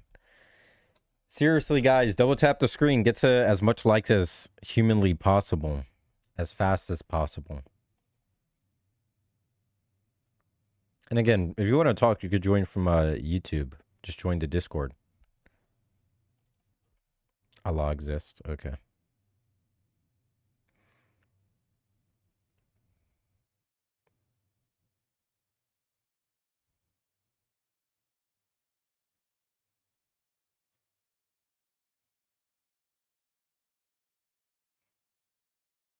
Hello? Oh. Come on. Gotta get to 3,000 likes. Low-key, this is a pretty bad stream.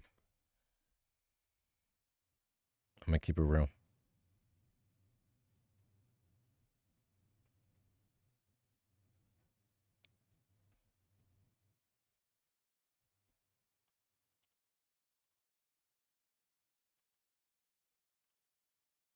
Just keep it in. We got 50 people here. Keep interacting. We'll get someone up.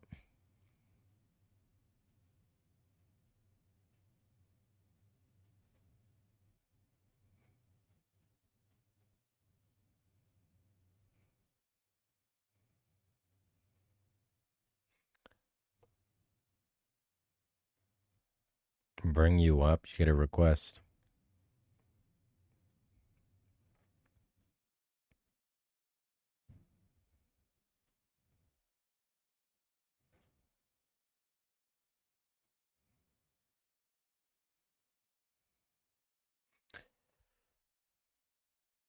Come on, keep interacting. I just lost horribly. I don't even know why I play.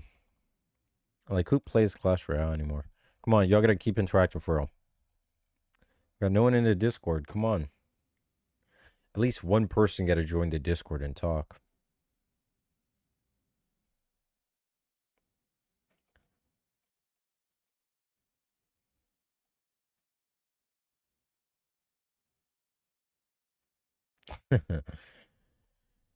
You know what? I mean, I'm not gonna lie. Okay, fine. Yeah, you like tear me up every time, but who cares? It's not much of an accomplishment. The game's trash. I give you it. Who cares? Oh, this guy did not connect.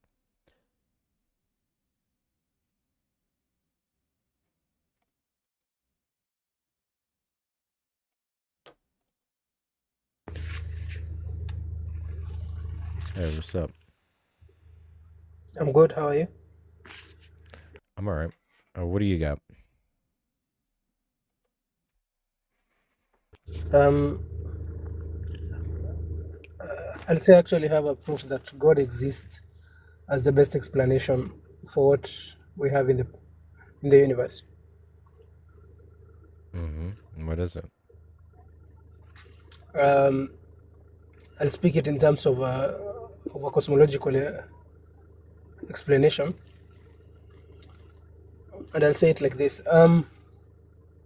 The universe, as we know it, is a physical entity that is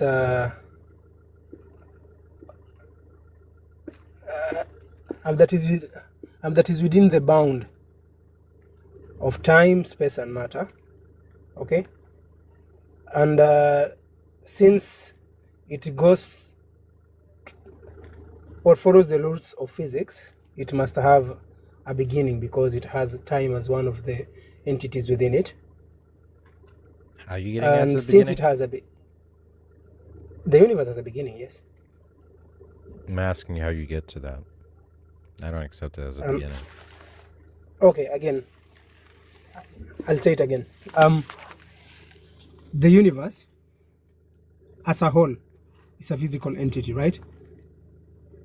Yeah, I'm We asking are how part you of the get universe. the universe has a beginning. Yeah, exactly. This is what I'm saying. It is within the bound of time, space, and matter. Is that right? I don't know what you're saying. I'm asking what's the argument the universe has a beginning. I don't know, you're asking me anything. It has a beginning because it exists. God has a beginning? Now let me give you why I'm saying that. Does God have a beginning? No, it doesn't have a beginning. Okay, Let well, me explain that why. Well, you just said I'll if explain it, why. I'll explain hold why. on. You just said I'll if it explain why. exists. You just said it, if it exists, then it has a beginning. As a physical entity. And okay, now let me you're adding explain this. 1 minute. qualifications. Why would I accept it as a beginning given One it's minute. physical? Just 1 minute, please. Okay, but just listen. Why would I think it has a beginning given it's physical? Because I'm speaking about the universe. This is a universe that follows. I know, I'm asking why I think the universe has a beginning. It has a beginning because it is within the bound of time, and anything that is within the beginning, or anything that's bound by time has a beginning. I don't accept that. Then give me anything contrary to that. Is there I'm not anything supposed that to, I don't, is within the bound I of don't time? do anything. You give an argument for your claim. Yes, you cannot refute my argument then if you don't have something contrary. You don't have a justification for the claim that the universe has a beginning. But the universe is an entity that follows or is within the bound of time. Yeah, time is a feature of the universe. What I don't see is reasons to think there's a beginning to time. A beginning to the universe. If the universe is within the bound of time, then it must have a beginning. I think you agree with that, right? No, I do not accept that. Then you must give me something contrary to why you believe that's not it. No, you gotta give a justification. And I told you again, the universe is bound by time, okay? It's in time, right? Yes, it's bound in time, right? It's in time, yeah. So why would I think it has a And beginning? anything that is bound in time Yeah, but that just has a beginning. Okay, but I don't accept that. That's what I'm. The claim that the universe has a It's beginning not about you is a accepting weaker it, it's claim. a fact. Okay, for it to be a fact, you would have to provide an argument. I don't accept it because there's no justification. But if it's a fact, what's the told you. justification? No, you've only said it's true because everything in time has a beginning, which I don't accept that. That's an even stronger claim. Like, are you serious? Like, if I didn't believe John's car is red... Here. No, if I said John's car is red and I didn't believe that, and you said the justification John's car is red is that every car is red, you didn't justify the claim John's car is red. Okay, I'll give you another You example. quantified over more cars. So it was already as contentious to claim John's car is red. Now when you say every car is red, that quantifies over John's car is red. So you're repeating it. And now you're saying even more stuff that's controversial. So when you say everything in time has a beginning, okay, I don't already accept that the universe being in time has a beginning. So I couldn't possibly accept that statement. That would be question begging. So what's the argument the universe has a beginning? let's say it in this form. I'm not really sure what is the whole point of the universe having a beginning talk, anyways. Exactly. Are you going to Let say me if land it my has a point beginning, and it has then a you'll cause? understand that. Yes, if it has a beginning, it has a cause. Okay, the primary issue is that there just doesn't exist a philosophical technology that makes sense of atemporal causation, as far as I know. And to make it simple, there is no concept of atemporal causation. That's just not a thing, as far as I I'm know. not speaking about temporal causation. This is the thing. Well, yeah, because the universe would have to have an atemporal cause. Couldn't have a temporal cause, obviously. Do you have maybe a It just theory? didn't appear out of nothing. You know that, right? Well, it can appear in some moment of time, of course. That's not possible. It can't just appear out of nothing, right? Yeah, no one's talking anything about that. We're talking about whether or not it makes sense to talk about something having a cause without time. Now, I'm asking you if you have a theory maybe of cause where you can make sense of something like that. And I'm explaining why the cause, what the I'm cause asking you is. for a theory of cause. Not theory of what a cause is, or what you think the cause is, theory of what causes are. Because I don't think it makes sense to talk about atemporal causes. I'm talking about the concept of cause. What is the concept of cause? What are causes altogether? The cause most is that popular it exists theory of what because... causes. No, not okay. Again, not theory of what the cause for the universe is. Theory of what causes literally are. What are causes? That's what I'm asking you. The most popular theory about what causes are is called the counterfactual theory of causes. And that theory stipulates what's called temporal asymmetry. That there's a temporal condition that causes are temporally prior to their effect. Right? That's a part of the meaning of cause by that working theory, which is actually the most popular theory. Most philosophers, this is what they mean when they talk about causes. By this account, it's just straightforwardly impossible that the universe has a cause. So you must be talking about some unpopular theory of cause, and the question is, what is that theory? It's not an unpopular theory. Again, I told you this. I gave you the first analogy. If most philosophers buy into counterfactualist theory, any theory that's not counterfactualist would be unpopular. I gave you the first analogy. It has a beginning. An analogy. Okay, I don't. Therefore, must have a cause. Okay, we're not talking about this now. We're talking about what are causes by your lights. Not look. Realistically, I don't expect you to answer. If you can't answer, that's fine. Okay. But I'm asking you what is a cause? What is a cause? Let me land my point, and then I'll give you what the cause is. No, we need an answer to this. No, just what are you talking about? No, we need an answer to this. We're not going to talk about anything else. We're asking what is a cause. The burden of proof is on me, right? We're not. There's no burden. We're asking you what you mean by your word. I'm just asking you to explicate the concept. Okay, so what is a cause? The cause is not. Oh my God. The reason behind the thing existing. Okay, what does it mean to say there's a reason behind something's existence? What does that mean? P is the reason behind the existence of Q when what? Finish that, I don't know. Okay, right. Okay, so you don't have a theory of cause. I'm just telling you, if you did your homework, it seems like there exists no theory of cause where you can have an atemporal condition. So I think it's just straightforwardly impossible. Well, I just think there straightforwardly is no theory of cause. So it's there, you couldn't, as far as given what we know about the possible ways you talk about cause, that's by any means meaningful. I think there's also further reasons to think that it's not even possible to talk about atemporal causes. But yeah, so you don't even have a theory of cause where it even makes sense of sentences like the universe has a cause. Let's assume that sentence, the universe has a cause, is meaningful. Okay, but what would be the argument? Because you refuted the first point that I made to you. The universe had a cause. You started refuting the first point that I made because you know very well that if you accept the points that I'm saying, you will go to a point of, I'm not saying the term God, I'm asking you but a what. supernatural being. No, I don't accept any of that. That's what we're trying to talk about right now. So I'm asking you, assuming that the sentence "the universe has a cause" is a meaningful sentence, what's the argument in support of the sentence proposition? It's not about an argument, it's logic. I know. I'm asking you, what's the argument in favor of the proposition the universe has a cause? Because it exists. You're saying if it exists, then it has a cause? Yes. You think God has a cause? God doesn't have a cause. Okay, well then that's a violation, but that violates the principle. I'll tell you why. I'll tell you why.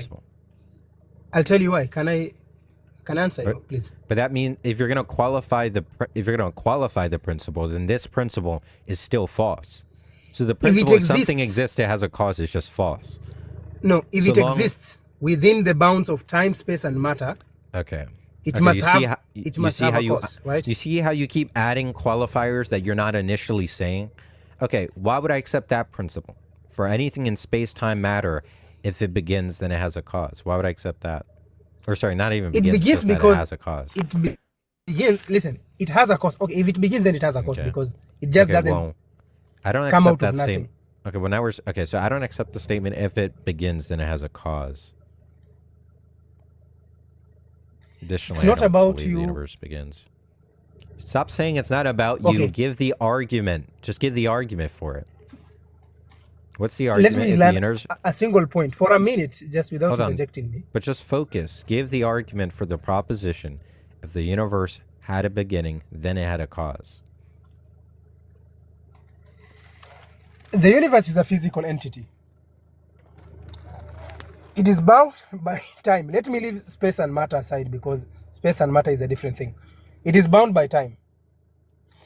Anything bound by time is logically has a beginning or has a start. I don't accept that. If it has a start, then it means that it must have a cause or it must have... You're saying all things in time have a beginning. Okay. What's the argument for that? Can you give me one thing that you know? Don't give me... No, do not that doesn't have a start. Do not give me a command to give the argument. Your statement was that everything in the universe has a start. I know. I want an argument for that. You understand there's even a gap. We are part of the universe, okay? Okay, but you're not focusing. First, you have to give an argument for that proposition. I just want to also flag there's a gap between everything in the universe to the universe itself. But yeah, let's just go with everything in the universe has a start. What's the argument for that? Are you as a human being a subset of the universe?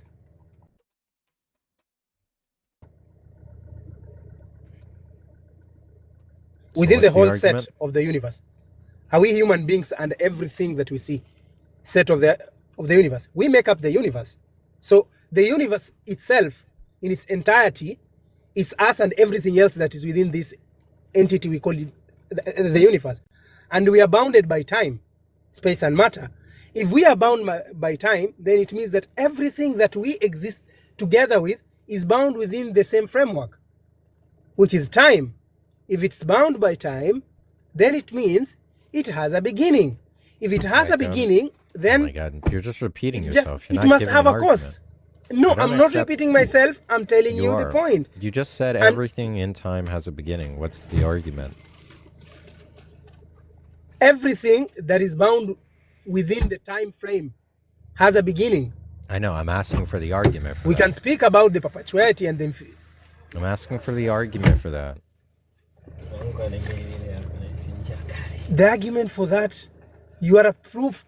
You yourself, you are a proof of the beginning of something. I told you that as an example. I'm asking, what's the argument? Everything in time has a beginning. I'll explain it again. You are a subset of the universe within the whole set of the universe. Okay, but what's the argument? Everything in the universe has a cause. Again, we are part of the universe. and therefore we are part of the bound universe. within time, the framework of time. Okay. Yeah, we're in time. Okay, what's the argument? Everything in time has a beginning.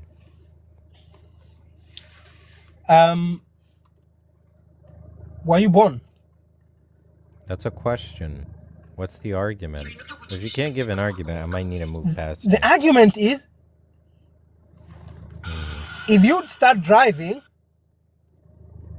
you must have a point of start.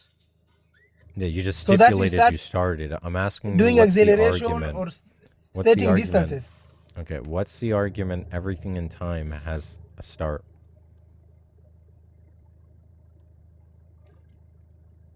I'm already making the argument. The thing is that you want an empirical evidence or something like that. Okay, I don't want that. Just give the argument. I'm already giving the argument.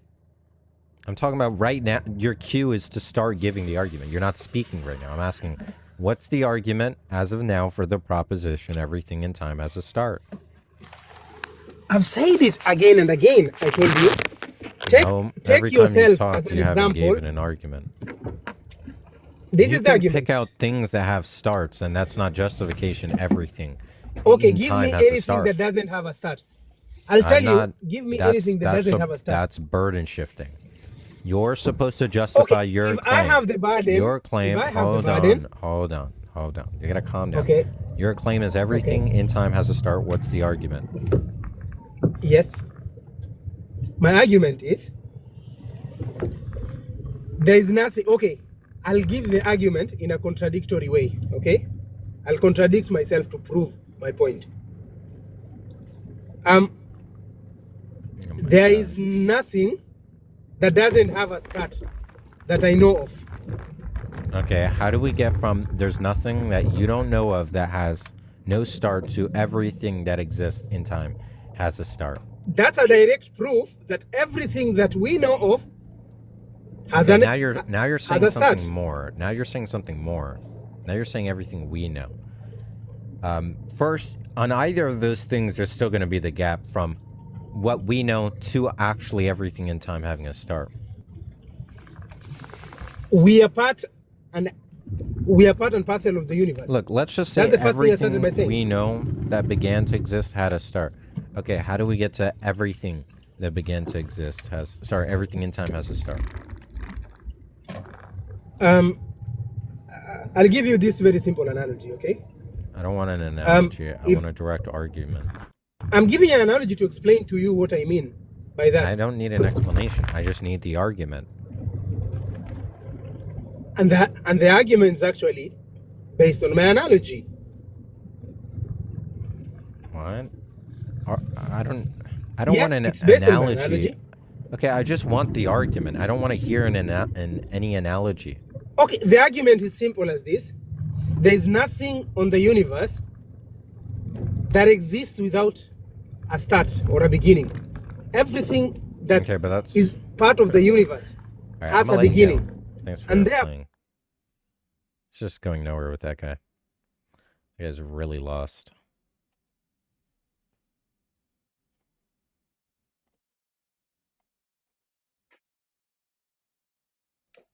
Oh, it's my OBS. My OBS is glitched too. Hey, what's up?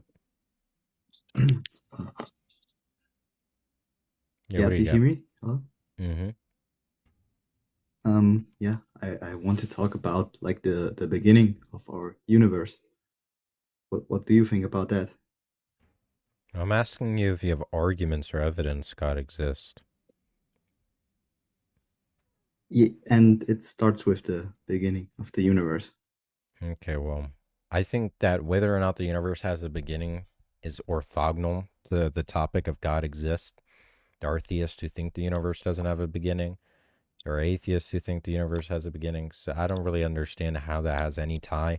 I don't have an opinion whether the universe has a beginning. I'm not inclined to thinking the universe has a beginning.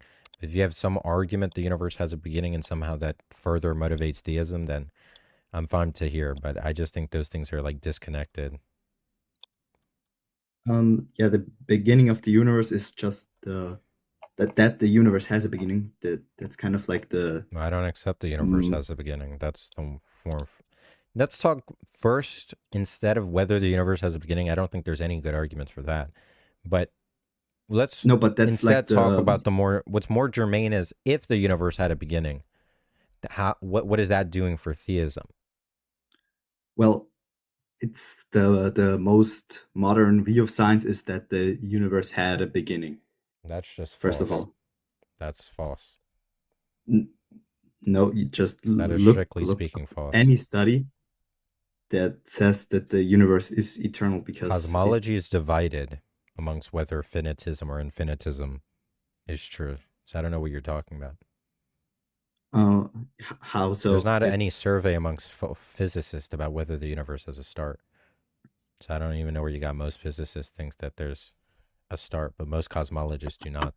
It's just divided whether or not the universe has a start or not.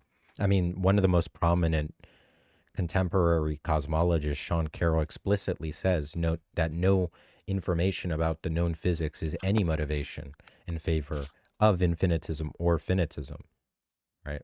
The I think cosmologists so today, I think that it says I would think that the leading expert PhD in the field would know better, but that's fine. No, well, no, I don't have a PhD or something. I'm talking about Sean Carroll. What is your argument? The universe has a beginning? Studied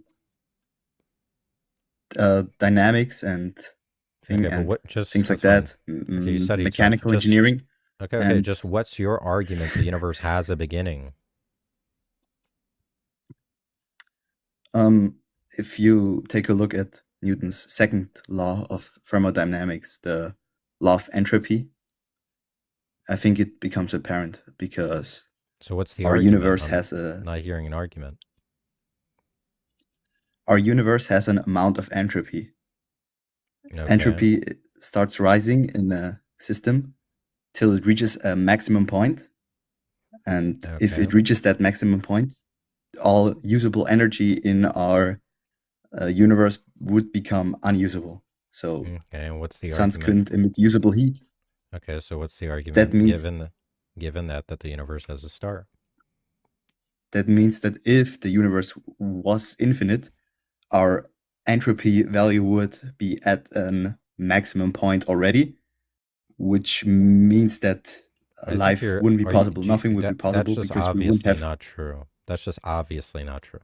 Do you think that experts are as naive to just not realize this very basic stuff about entropy? Like, are you really serious? Like, if you searched up right now, how do infinitists accommodate entropy, you think there's not answers? You think that that's like a serious challenge for them? You're being really naive. I think they just say. I think that's very obvious. I just think they'd say first, that, obviously that. Do you know what they say? That those laws just don't apply. What do they say? I don't know what they say, but you don't know what they say either. So I don't know. You're talking arrogantly about this stuff. The most clearly thing I heard is that there's so much the laws in the field. Thermodynamics didn't apply back then. Okay, how about this? I'll just go on AI right now, since you didn't do your own homework. Please do it, yeah. Thanks, man. You should have been done this. Okay, how do cosmologists accommodate facts about thermodynamics and entropy reaching its maximum point or whatever? Yeah, that's a great question. So cosmologists actually think about entropy in the context. Sorry, more specifically, infinitists, because a lot of dumb internet apologists frame this as an issue for infinitists. It seems pretty naive because it's very divided in cosmology as far as I know, infinitism or finitism. So it seems like there's a very simple resolution, correct? Yeah, exactly. You're totally on point. The idea of infinity is super nuanced. A lot of cosmologists argue that even if the universe is finite, it could still have an infinite past or future. Think about cyclic models or multiverses. The second law of thermodynamics still applies, but how entropy plays out over an infinite timeline is really open to debate. So, yeah, it's far from a simple knockout argument. It's a live debate in cosmology. How do they accommodate it? Yeah, so one way cosmologists handle it is by looking at different models of the early universe. For example, in a cyclic specifically infinitists. Ah, gotcha. So for infinitists, one way to accommodate entropy is to argue that even in an infinite universe, entropy can still increase locally without a final maximum. Think of it like an infinite canvas. There's no single global peak, but entropy just keeps spreading out. So it's not that a finite ceiling is required, entropy just never really stops changing, even across infinite time. That's a big part of how some infinitist cosmologies keep entropy in the mix without a paradox.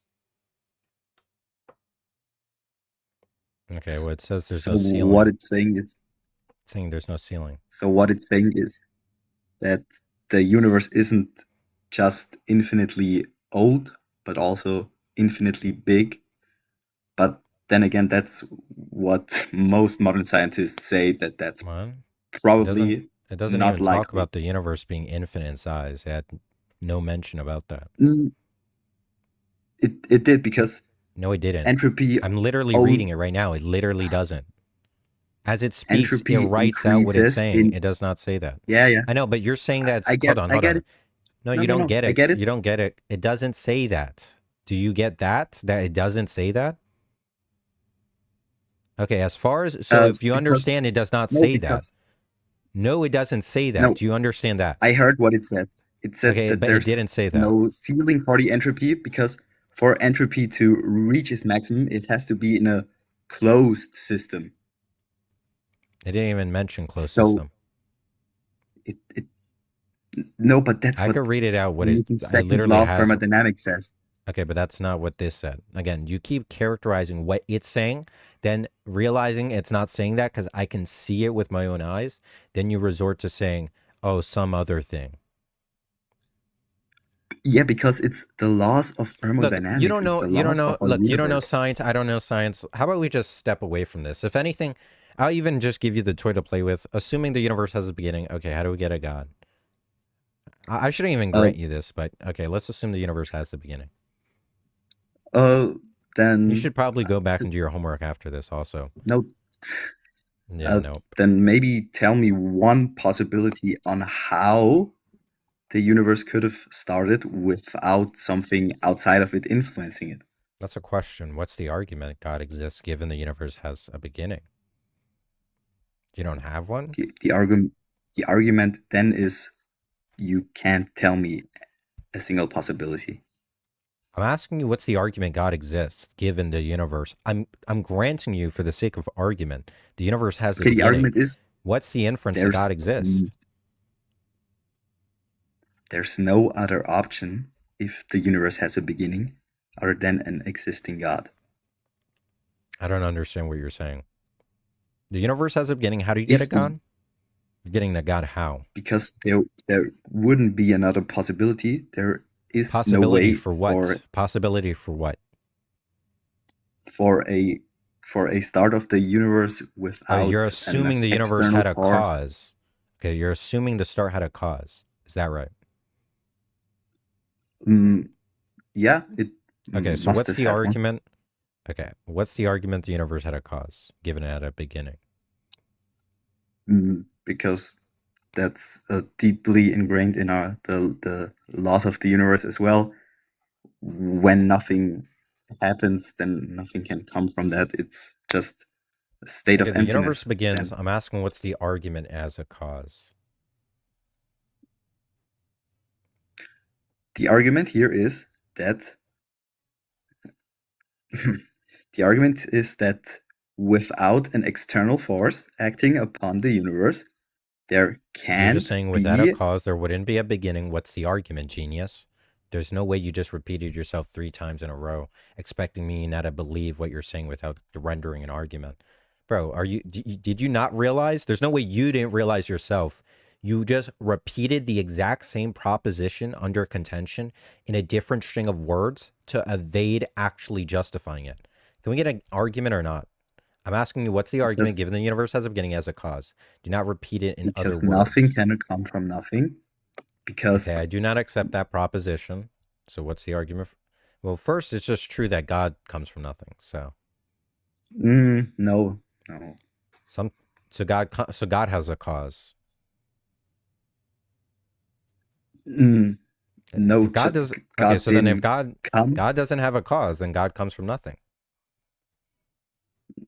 He didn't start to exist. Doesn't matter if he started. It's true that he doesn't have a cause. If he doesn't have a cause, he comes from nothing. Well, that's kind of like in a Okay, look, something can come different from nothing. You dimension. think God comes from nothing. Okay, but the point is, you think God comes from nothing. No, it's like if you think about the fourth dimension. Look, this is a dichotomy. X comes from something or X comes from nothing. That's a dichotomy. That's a true dichotomy. God does not come from something. He does not have a causal explanation. Okay, then God comes from nothing. It's as simple as that. Something can come from nothing if you look at it like a fourth dimensional model. That's a commitment of theism. Theism commits you to saying that something can come from nothing. Because namely, okay, does God come from something, yes or no? No. Okay. Let me talk that entails, about the fourth dimensional model. I don't care. I don't know. I do not care about a four-dimensional model. If God does not come from something, God comes from nothing. Okay, in the fourth dimension, do you know what the fourth axis of the fourth dimension is? We're not talking about that. I do not want to tell you again. Do you want arguments and then you just shoot down the physical argument? The one ingrained in physics, in modern day sciences? Do you not hear me? I do not want to drop you. Please engage, please. Just focus. I'm asking you to give the argument that if something has a beginning as a cause,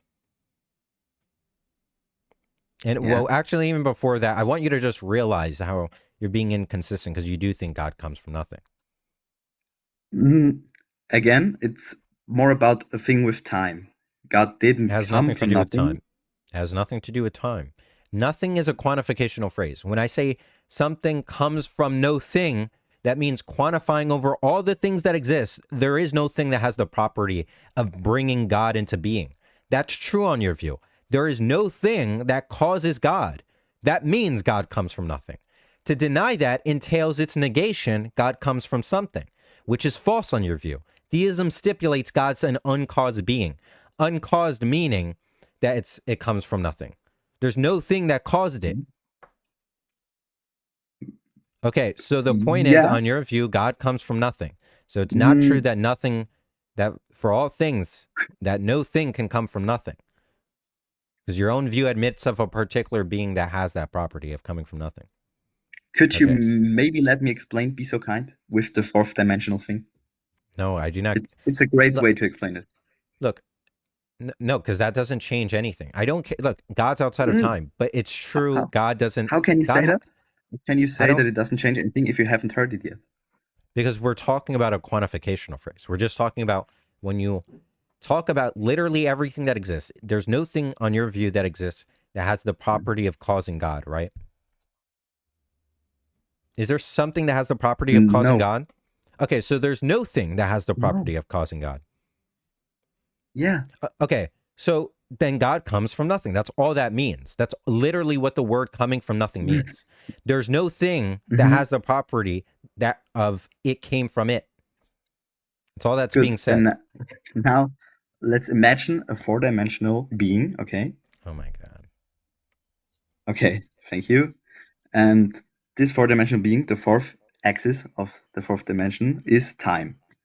A fourth dimensional being doesn't have a birthday because it can move freely around time. There is no time where it wasn't.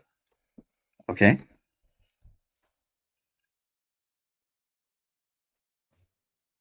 Yeah, and God also has that property. It is in total control of time. There was never a time where it wasn't. I understood this from the fucking beginning, dumbass. Just doesn't engage. You're not being receptive, and I'm going to need to drop you if you keep on with this. Is it true that there's no thing that has the property of God came from it?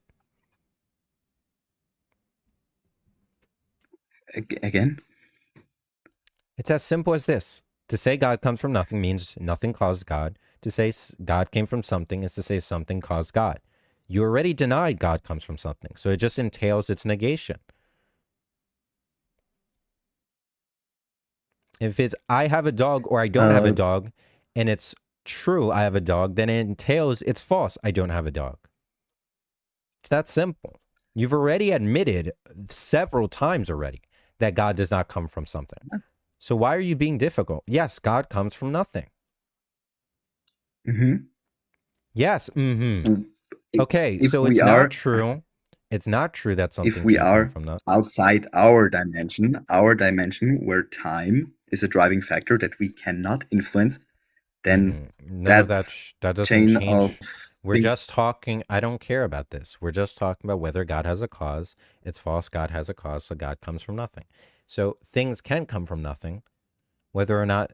Okay, you want to qualify. Oh, well, only things outside of time can come from nothing. That I don't care about that. The point is, it's true that God comes from nothing, which you said is impossible. Well, but you see how that's in line with our universe, right? Our universe is inside of time. We're not talking anything about that. Okay, come on, focus.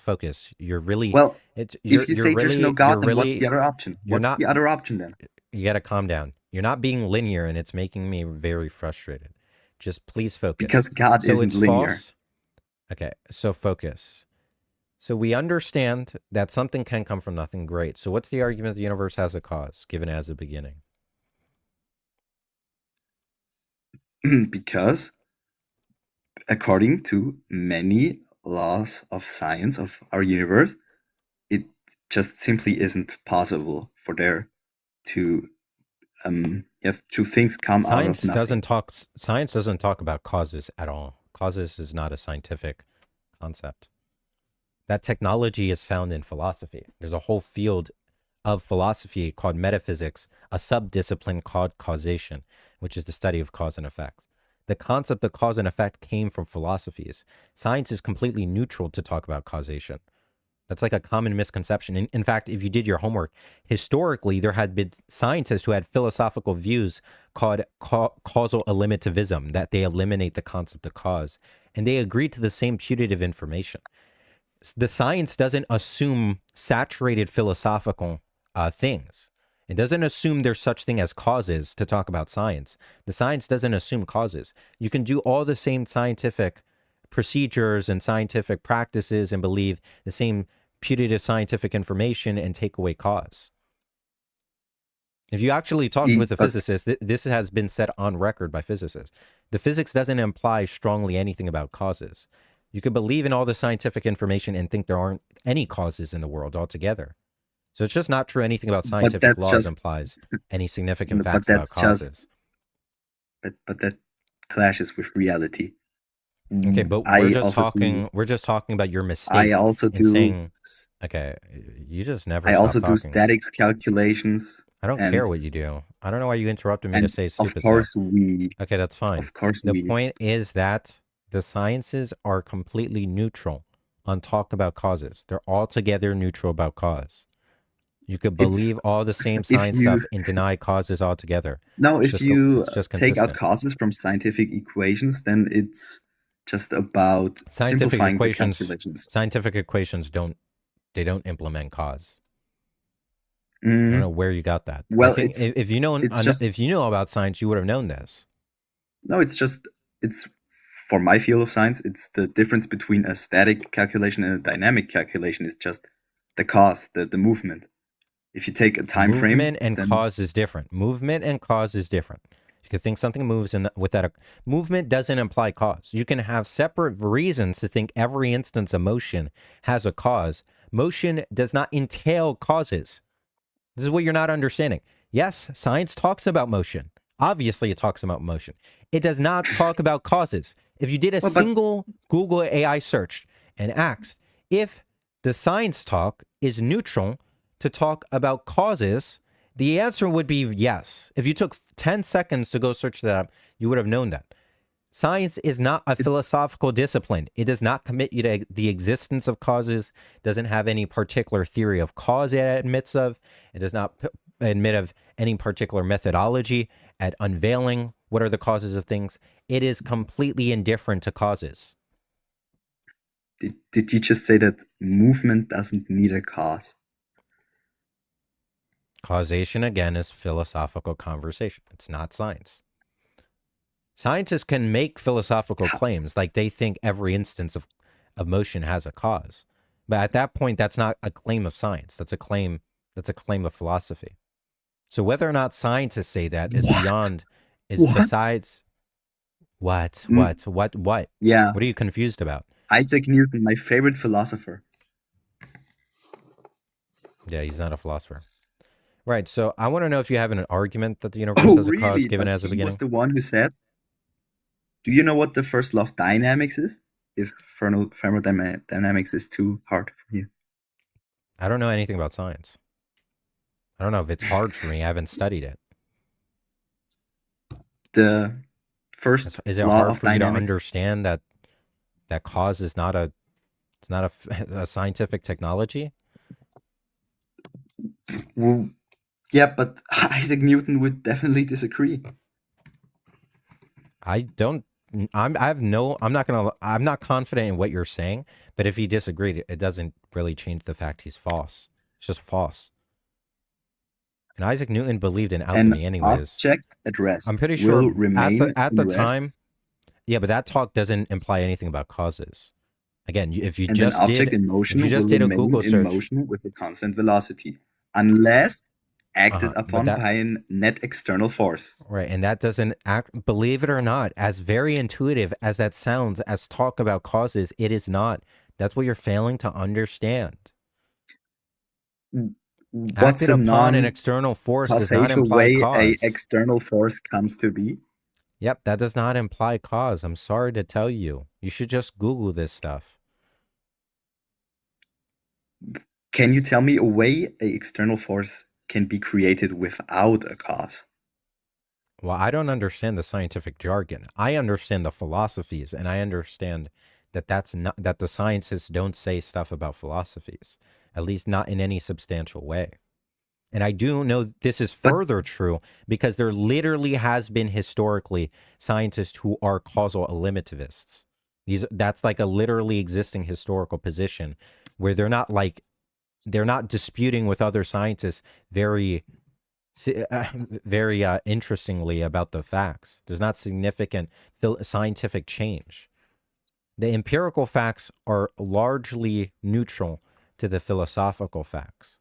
The scientific information is separate from the philosophical inferences you can make from those empirical facts. They're just logically consistent. Yeah, but it's still, that's just for making equations easier. But if we look at the real world, yeah, it's just pop science. Sometimes scientists do say cause, but it's not a field that talks about causes. It's just not a philosophy.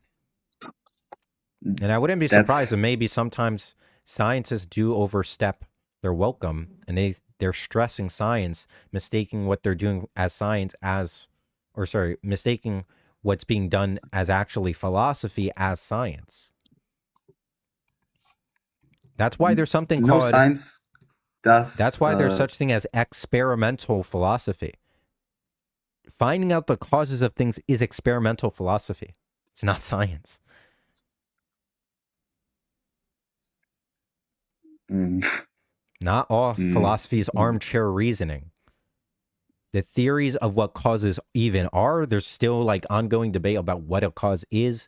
There's even debate in causation about the methodology to verify whether things stand in causal relations. When you go out in the world and do controlled experiments to verify causes, that's actually experimental philosophy.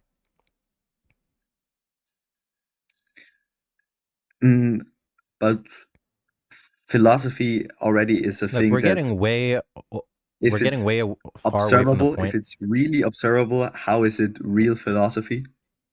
What? If it. What are you talking about? The thing with the philosophy is it's more like a thing in the mind. No, you have no clue what you're talking about. What philosophy is observable in physical activities? Science is a field that talks about the physical activities. What are you talking about? What do you think philosophy is? It's like poetic pondering, just sitting in a chair thinking about thoughts. Like you don't know anything about contemporary analytic philosophy. Contemporary analytic philosophy is often confused. Contemporary analytic philosophy is often confused with science because how involved it is with the world. You literally test when you do philosophy just like you do science. But there's still a demarcation between doing science and doing experimental philosophy.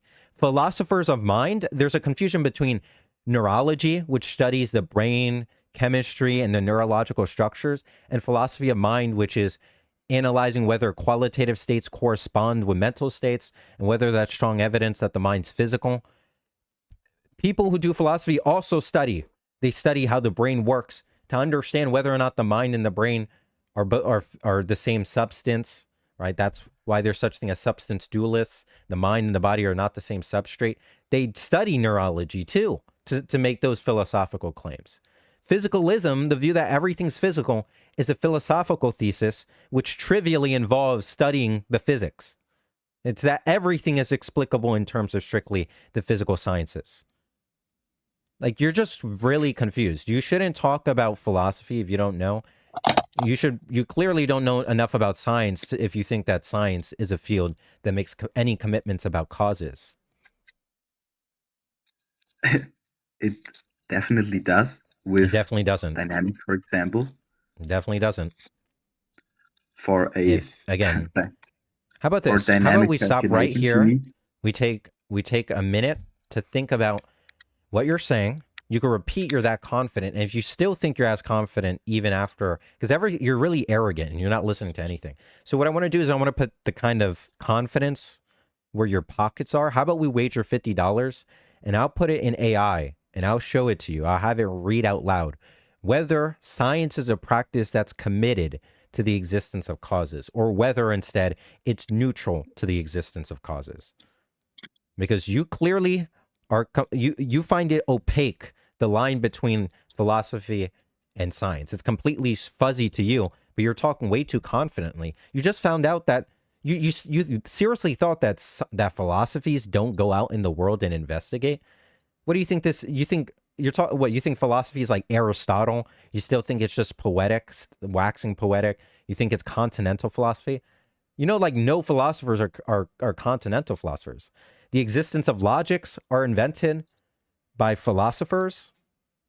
Logics that go into computer science. Do you think that's not doing anything with the world? There's real world relevance with philosophies, and philosophers investigate the world. But how about this? Do you want to wager $50 right now that when I ask AI, is science philosophically neutral to any substantial commitments about causes, that you would be right? Do you want to wager $50 right now? But that's a rigged question. Do you want to? That's not a rigged question. You How's that rigged? Just said you separate philosophical causes, and then what I am talking about is philosophical causes. What the hell is a philosophical cause? Cause is a philosophical device. Historically, the concept of cause was made by philosophers, and there's a field literally called causation, which is the field dedicated to the study of causes, the nature of causes, the semantic of causes, the ontology of causes, and the methodology of causes.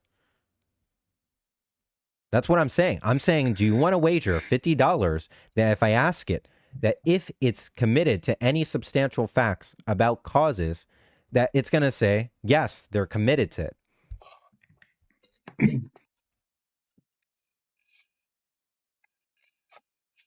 I mean, this is kind of crazy. Have you ever heard of idealism? If idealism is true, which idealism is literally consistent with all the physical facts, all the facts known in physics. If idealism is true, then there is no causation. How so? Because idealism stipulates that there are no actual objects. All apparent objects are just mentation. They're just mental objects. They're not real material objects that stand in causal relations between each other.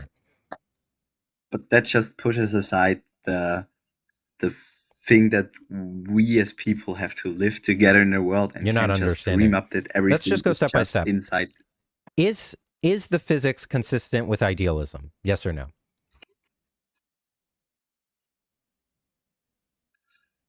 I haven't done my research on idealism, but if you say so. Let's make it easy for you because you're just being bad faith. Is idealism consistent with all the known physics information? That's a tricky one. Idealism in philosophy, the idea that reality is fundamentally mental or mind-dependent, doesn't really contradict known physics outright, because physics describes patterns in the natural world, not what's ultimately real. But the problem is that idealism doesn't give you an easy account of things like space-time, quantum fields, or the specific causal mechanisms we see in physics. So while it's not Yeah, there's a question of accommodation, but it's logically consistent with all the known physics information. Yes or no? Exactly, yeah. It's logically consistent in the sense that idealism doesn't contradict the equations or empirical data we have. The rub is just that it doesn't provide a natural or straightforward explanatory framework for things like space-time. Okay, boom. So now we understand it is, right? That's really funny, I think. The thing I'm arguing about at the beginning with thermodynamics. I'm asking you if you agree that motion idealism is are consistent. the things that he just said, space-time. Okay, I'm asking you. Okay, that's like fine. That. So the things that he's exempt from your rule are you gonna the keep things dodging? I was talking about. Are you going to keep dodging? Look, we're not playing this game anymore. Unmute yourself and answer. Hold on, I got this stupid thing on my screen. Unmute yourself. Oh, yeah. Yes or no, do we now agree idealism is consistent with the physics? Well, as I just heard, yes, but it doesn't explain too much for us about things like space-time and those complicated topics okay, that so I we was talking agree about. so we agree it's consistent. Great. So now, do you want me to ask AI for you the next question, that is idealism consistent with there not existing causes? Or can we piece that together on our own this time? Because at this point, you're just being incredibly dishonest. The arrogance is just being overwhelmed, and you're just being bad faith. Do you need me to ask AI for you again? Or please ask him. I'm curious. What's he'd say? If everything is mentation on idealism, is that logically consistent with the view there are no actual causes? Good point. Yeah, that's a bit of a tension. If everything is fundamentally mental, some versions of idealism still allow for causation in a mental or conceptual sense, like intentions causing actions. But if you outright deny actual causes, like in a purely epiphenomenal or just ideas floating model, then you lose the causal structure we rely on to explain change. So while you can remain logically consistent, you end up having a tough time explaining how things actually happen, which is a big hurdle. Realize tough time talk is completely different from logical consistency. That's one thing to note. And also, he was just talking about there's causal relations between your experiences and the objects of your experience, which are strictly mental, not that there are actual mind-independent objects that stand in causal relations. So when I see particles collide, the particles don't stand in causal relation.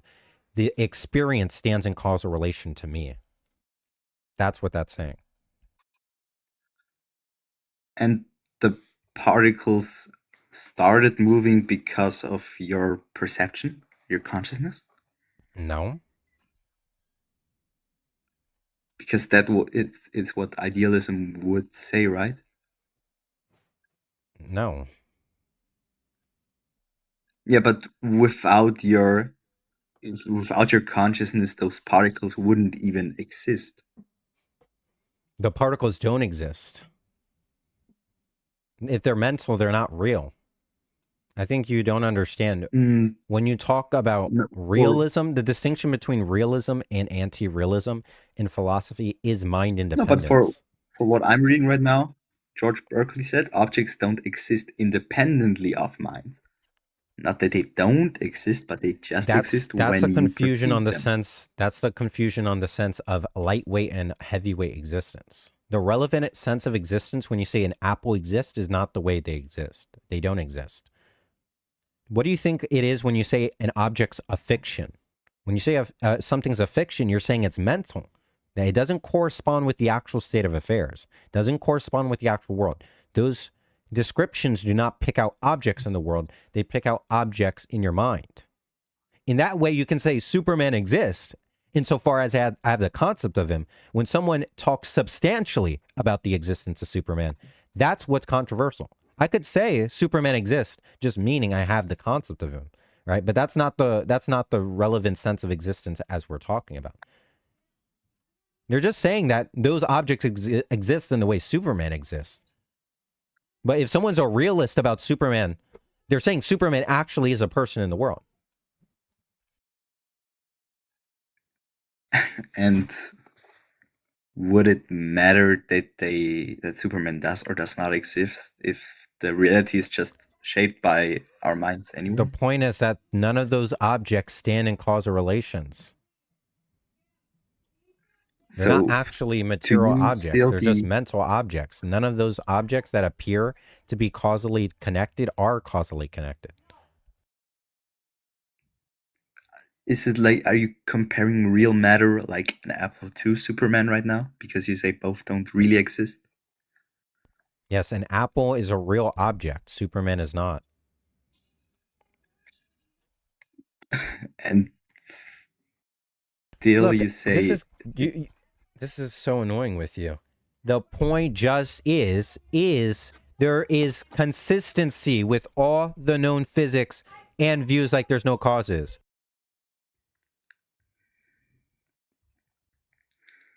How long do we have to fight on this? You don't know anything about philosophy, right?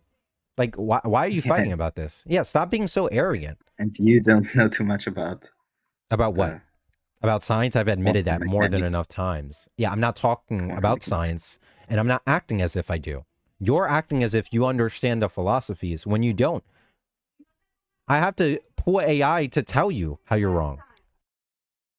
Because when I say stuff, you don't listen. Yeah, and I don't have to ask AI about the quantum mechanics. We're not disputing anything about quantum mechanics, genius. How is this so hard for your little brain to understand? We're not disputing. We're not disputing. We are not disputing anything about quantum mechanics. What we're disputing is the fact you're so uninformed. You think science lays commitment to the existence of causes in any way. It does not. Science does not talk about causes. It is a practice that's orthogonal to whether there are any causes in the world.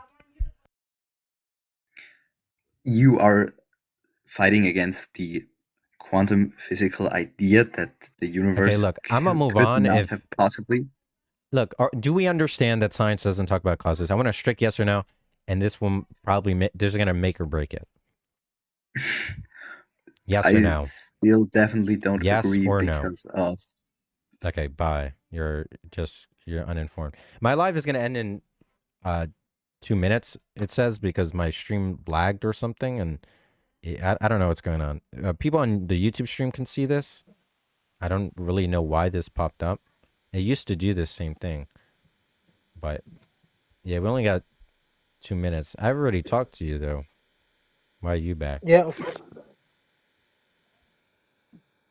There's an inference that I actually wanted to add before.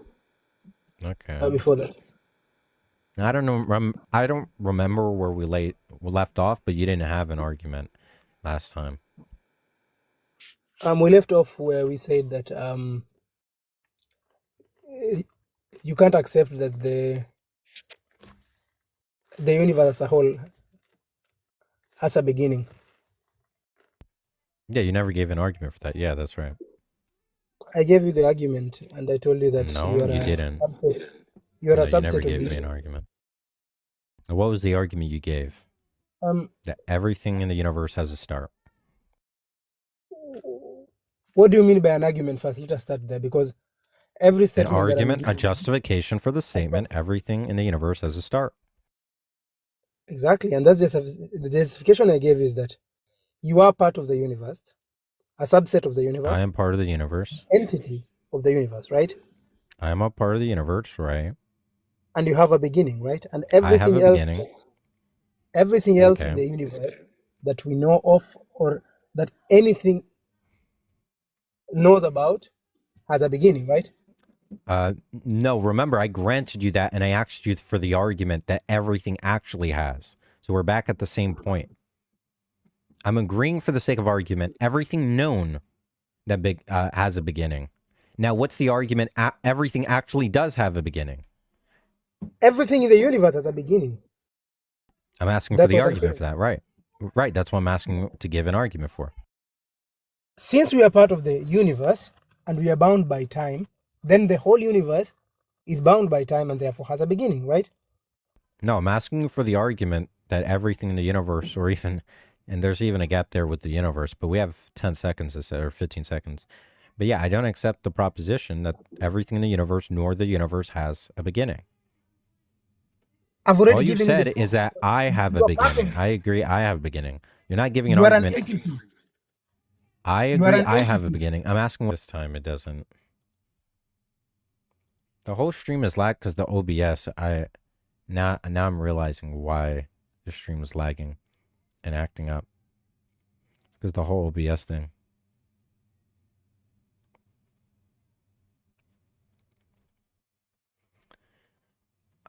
How long have we been live? Yeah, I'm not going to be on too much longer. We're not getting any good guests.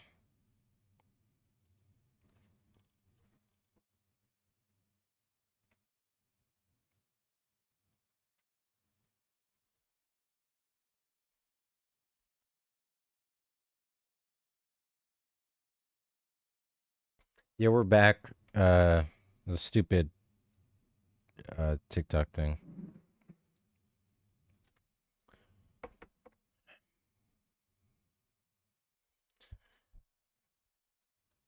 The people we're talking with is like super annoying.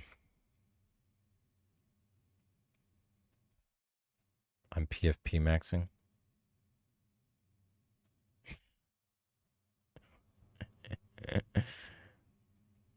I got the anime has.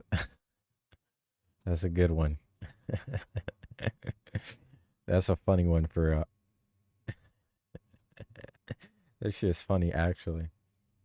But yeah, come on, yeah, we gotta get people up for real. We're back. Yeah, I couldn't even do the stupid puzzle thing because it was so laggy. Only people on YouTube really saw what I was talking about, but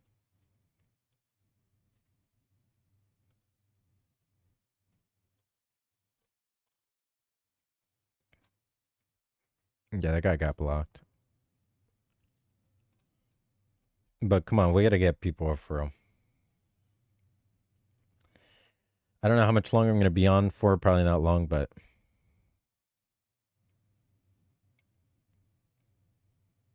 bro, having an Itachi PvP in 2026, what are we doing?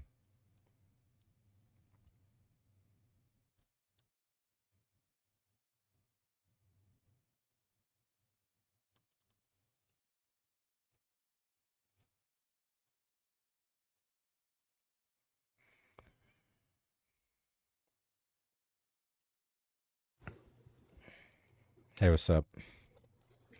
What's up? Yeah, what do you got? So, are you familiar with the argument from motion? Mm-hmm. What is your opinion on the argument from motion? Well, the type of metaphysical baggage is absurd. I mean, it's why historically it's not a very popular argument. Like, there's no reason to accept act potency. That's like the biggest issue with that argument. What is your framework for change? Well, there's just what's wrong with deflationary accounts of change. I'm asking like what is your official? It's the deflationary. I'm asking you, what's the issue with deflationist? Can you explain deflationary account for change? That at T1 x has property set P, and at T2 x has property set Q. That's change. Okay. He just left. I don't know why people run the argument from motion, bro, in 2026. Bro, either people don't know the historical standing of those arguments and how poor they're received in modern philosophy, or they're just like trolling. Hey, what's going on? I'm back again. I'm actually went off that. Yeah. What do you got? Back to the discussion that we had before. You have an argument this time, or? It's still part of the argument, and the argument that I've given you is. Well, you never gave me an argument, so that's what I'm asking for. If we could finally get one. You are part of the universe, and everything else that exists within the universe, right? I'm part of the universe, yep. And everything else that exists in the universe. There's other things that exist in the universe, yep. Yeah, we have animals, we have plants, we have... Right, but I'm asking for an argument. So what's the argument? Everything and every entity in the universe has a beginning. Hello? You cut out for me. Hello? I said it. Everything in the universe has a beginning. Okay, I'm asking for the argument for that. I thought that was really And clear. therefore, the universe itself has a beginning, because if everything... I'm asking you for the argument that everything in the universe has a beginning. That's the argument. No, I'm asking for the argument for that proposition. I don't accept the proposition everything in the universe has a start. That's what I've been on repeat asking almost indefinitely for an argument for. Can you tell me anything Don't in worry the about universe? what. Yeah, but that doesn't matter. Okay, I'm not here to tell you stuff. I'll You're use this supposed to analogy. deliver your own argument. If I have a black car and I tell you it is not a red car, or let's say that will be many options. Okay, I have a cup and I put it on a table. Okay, it's only two things. It's either that cup is there or it's not there. Okay, but what's the argument everything in the universe has a cause? If everything in the universe is a cause and we are subsets of the universe, then the set, which is the whole universe at all, has a beginning. And if it has a beginning, Okay, but and I'm is bound by asking you what's the argument that everything in the universe has a cause? Which that doesn't even follow either. We could get into that later. But again, before we get there, what is the argument everything in the universe has a start? The universe has a start because we are a subset. Not that the universe has a start. How unclear is this to you? The proposition everything in the universe has a start. What's the argument? The argument is that if it has a start, then it has a cause.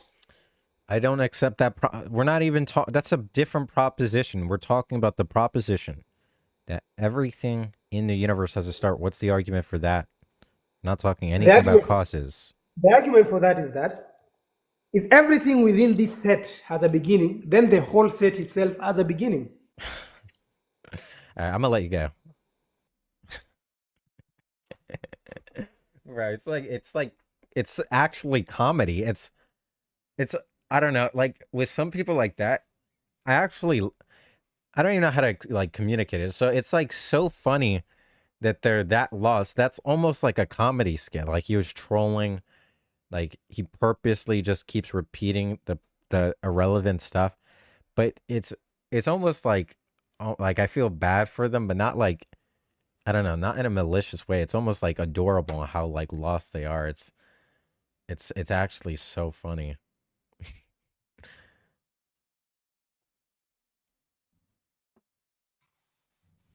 Hey. Hey man, how you doing? I'm alright. What do you got? So I think that the best evidence to prove theism is probably going to be the creation of the universe. Okay, why would I think the universe is created? Because of different studies as well as cosmic expansion. I mean, the discovery that galaxies are moving away from us with speed proportional to their distance. You could think of cosmic microwave background radiation, which is the faint afterglow. But what does that have to do with the universe having a cause? It means that if it comes from expansion, the universe had to be smaller from the Big Bang, obviously. There's a difference between a cause for the expansion and a cause for the existence of the universe. Surely you understand that. It just sounds like you're justifying the universe's expansion at a cause. Or at least if that's the universe, like at best it's getting at. Say it again? It just sounds like at best that's what you're getting at. It's just logically consistent. The expansion of the universe has a cause, but not the existence of the universe. So I'm wondering if you have an argument that the universe is created, not that the Big Bang has an explanation or is created, that the universe itself is. I'm not arguing that the expansion is the God. I'm arguing that expansion is evidence that the universe already began. I'm asking for the argument that the universe has a cause. Okay. Well, the universe isn't reason to think that. The fact that the universe isn't expanding, as in growing, from a certain point, is not to believe that it had a cause to begin with, as if it didn't have a start to its expansion. Again, I So it's literally expanding. just explained the difference. You can have reasons to think the expansion of the universe has a cause, and not that the universe itself has a cause. The existence of the universe. I'm asking you if you have an argument that existence of the universe has a cause, not the expansion. Well, that's just naturally speaking. Like if you see smoke, obviously it's not going to prove fire, but smoke is the evidence that fire exists. So I The can't. expansion isn't There any is evidence no. that There the is universe no. has a cause. Well, I can't prove to you. I can only give evidence that it would lead to something. I can't prove to you that it's actually there because we have You're no. just talking about the expansion having a cause. Look, your claim is that the universe is created, not the expansion is created. The universe itself is created. I'm not seeing a reason to think that. Interesting. Okay. Here, hold on. Dang, bro. I have to go. Give me some. Are you ever going to be live? Like, what times are you live? Because I want to join back. I have to leave right now, but I was trying I'm to going to join a be little bit on earlier. long. Yeah, I'm going to Okay. leave pretty soon, but I'll be on tomorrow, roughly the same time. If not later or something like that. I might not even go live tomorrow on an odd chance. But if that's so, I'm definitely going to be here same time Wednesday. And Okay. probably Thursday and Friday. All right. If Well, you not have a good one, Thursday man. too, Friday. All right, peace. Okay. All right, peace. I mean, if you just follow me, you'll get notifications whenever I go live.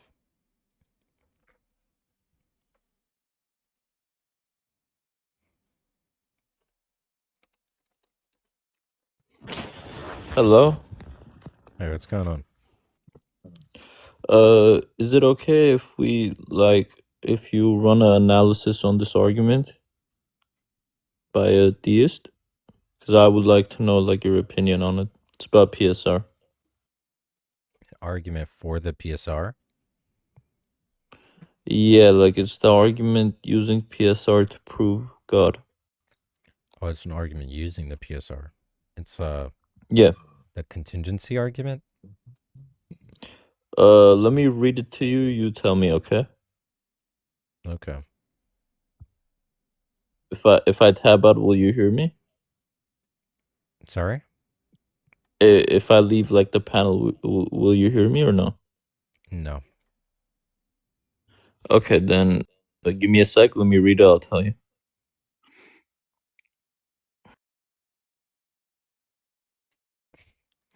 Yeah, the PFP of Pablo is hilarious.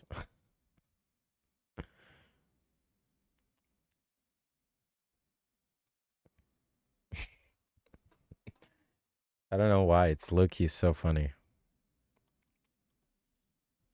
Okay, premise 1 is everything that exists has an explanation. Are you writing it down or should I continue?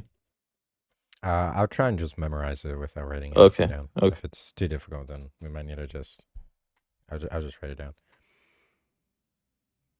The universe exists, but it's contingent is P2. Yeah, it's just a contingency argument. The skit was genuinely hilarious. Should I do more of them? Surprisingly, it didn't do well, though. If it's just a contingency argument, I ran an analysis on it. I would say since you can provide a counter example, the argument would be invalid. Would you agree with that or? Sorry, repeat what you asked. I said, when I ran an analysis on it, and if you can provide a counter example, right, it would be invalid. So for example, brute facts would be a counter example. Would you agree with that or?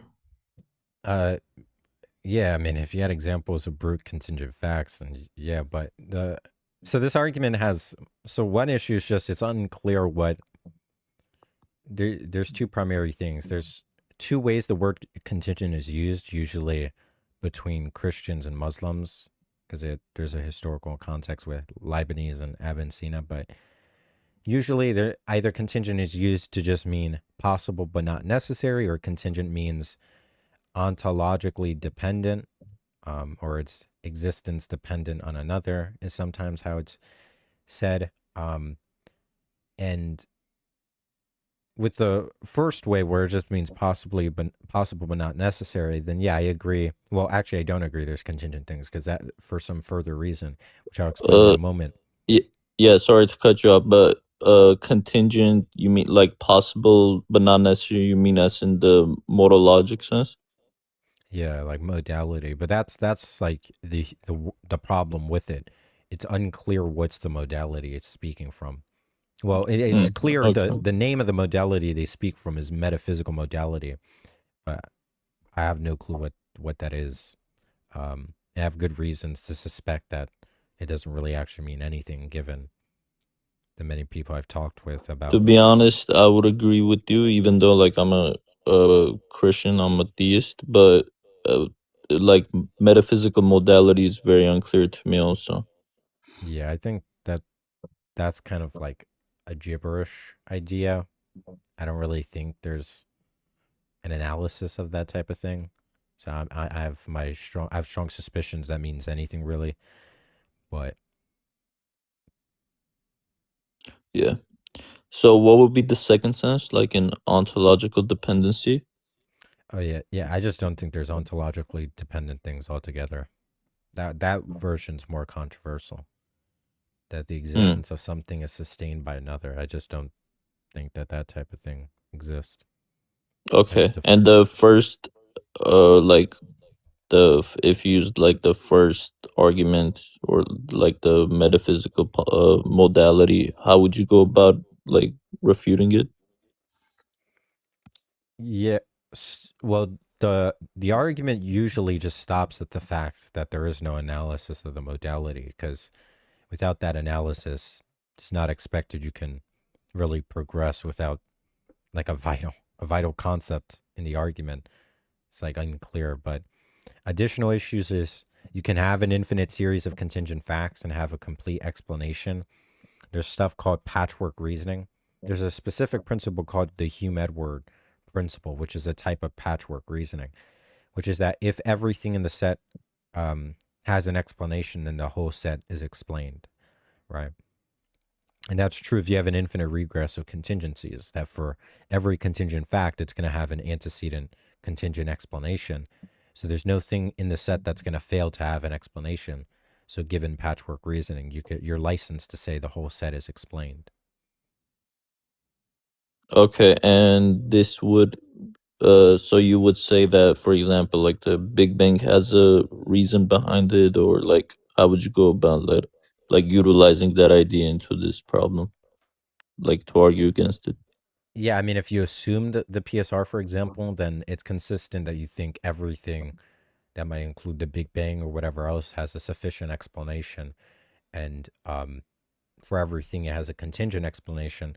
And the whole set of contingency, the BCCF, is sufficiently explained by the fact that every member in the set satisfies being explained. Okay, got it. Yeah, but when And you also, said there's no good arguments for the PSR.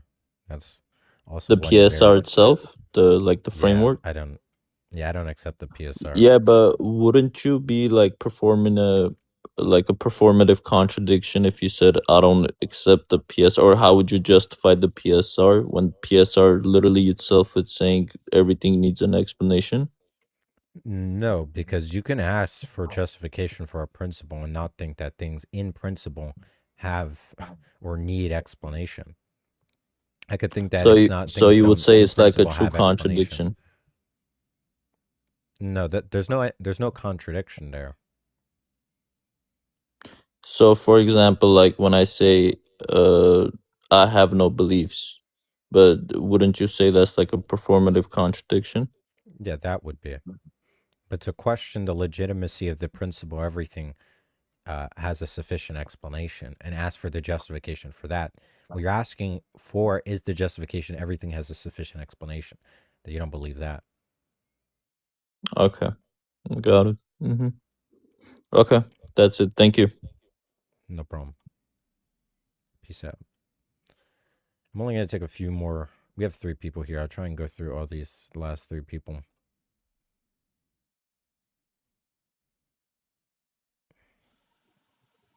Hello. Yo, what's up? Hi, I had a question first. So many people assert different definitions to what they believe to a single term. Like someone can say they're a Christian, and that can mean multiple different types of things. So when you say that you're an atheist, what is it exactly that you're saying? I believe the proposition no gods exist is true. Okay. So with that, what would you say? Like, would you say that there is any purpose or reason for humanity being existing, or would you say there's just no reason? Depends. Well, if by reason you mean explanation, then no doubt there's an explanation. You also said purpose, I guess that is just depends on how you're understanding purpose. Because many times purpose is just understood in terms of the intentions of some person, right? The purpose for P is the intention with respect to what I intend for P. That's what the purpose of P is. P's purpose somehow aligned with intentions. If that's the sense of purpose you're talking about, then that just kind of assumes a God. So of course I wouldn't think there's purpose in that way. Okay. And then in terms of like you said that there would be an explanation for humanity being like, what would you consider that explanation? Biogenesis stories. I mean, I'm not a science guy. I don't study any of that, but there are explanations for life forming which are theistically neutral. I mean, they're most definitely better than just God made us. Sure. I mean, I'm not as familiar with those. I would definitely say I'm more familiar with like. Fair, but... Okay, yeah, I would say I'm more familiar with like theistic arguments, whether that's like Judaism, Islam, Christianity, whatever it is. All right. I mean, I guess for me, the best evidence or argument that God exists is, in my opinion, the moral argument, in terms of like the idea or the notion that everyone has a sense of right and wrong. Whether we agree on what that right and wrong thing is, I think is a separate question, because then that depends on what you're basing that off of, like what your law book, I guess I say, is. But I feel that oh my God, it's so laggy. In order to have an idea of what right and wrong is, that means there has to be some sort of objective law, objective truth. And if there is an objective law and an objective truth, then who or what is that standard? And so for me, I believe that God is that standard.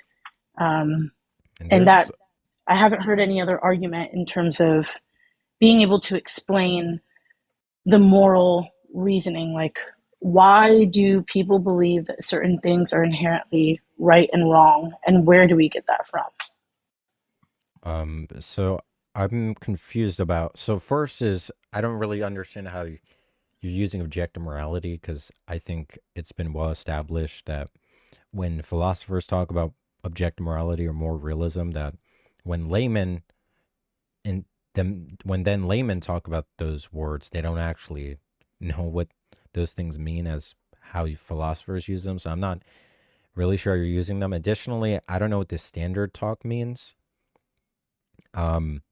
If the idea is about by moral standard you mean moral principles, then you can think there isn't moral principles. There's a view that's actually very popular even amongst more realists, which is called particularism, which is the denial of the existence of moral principles.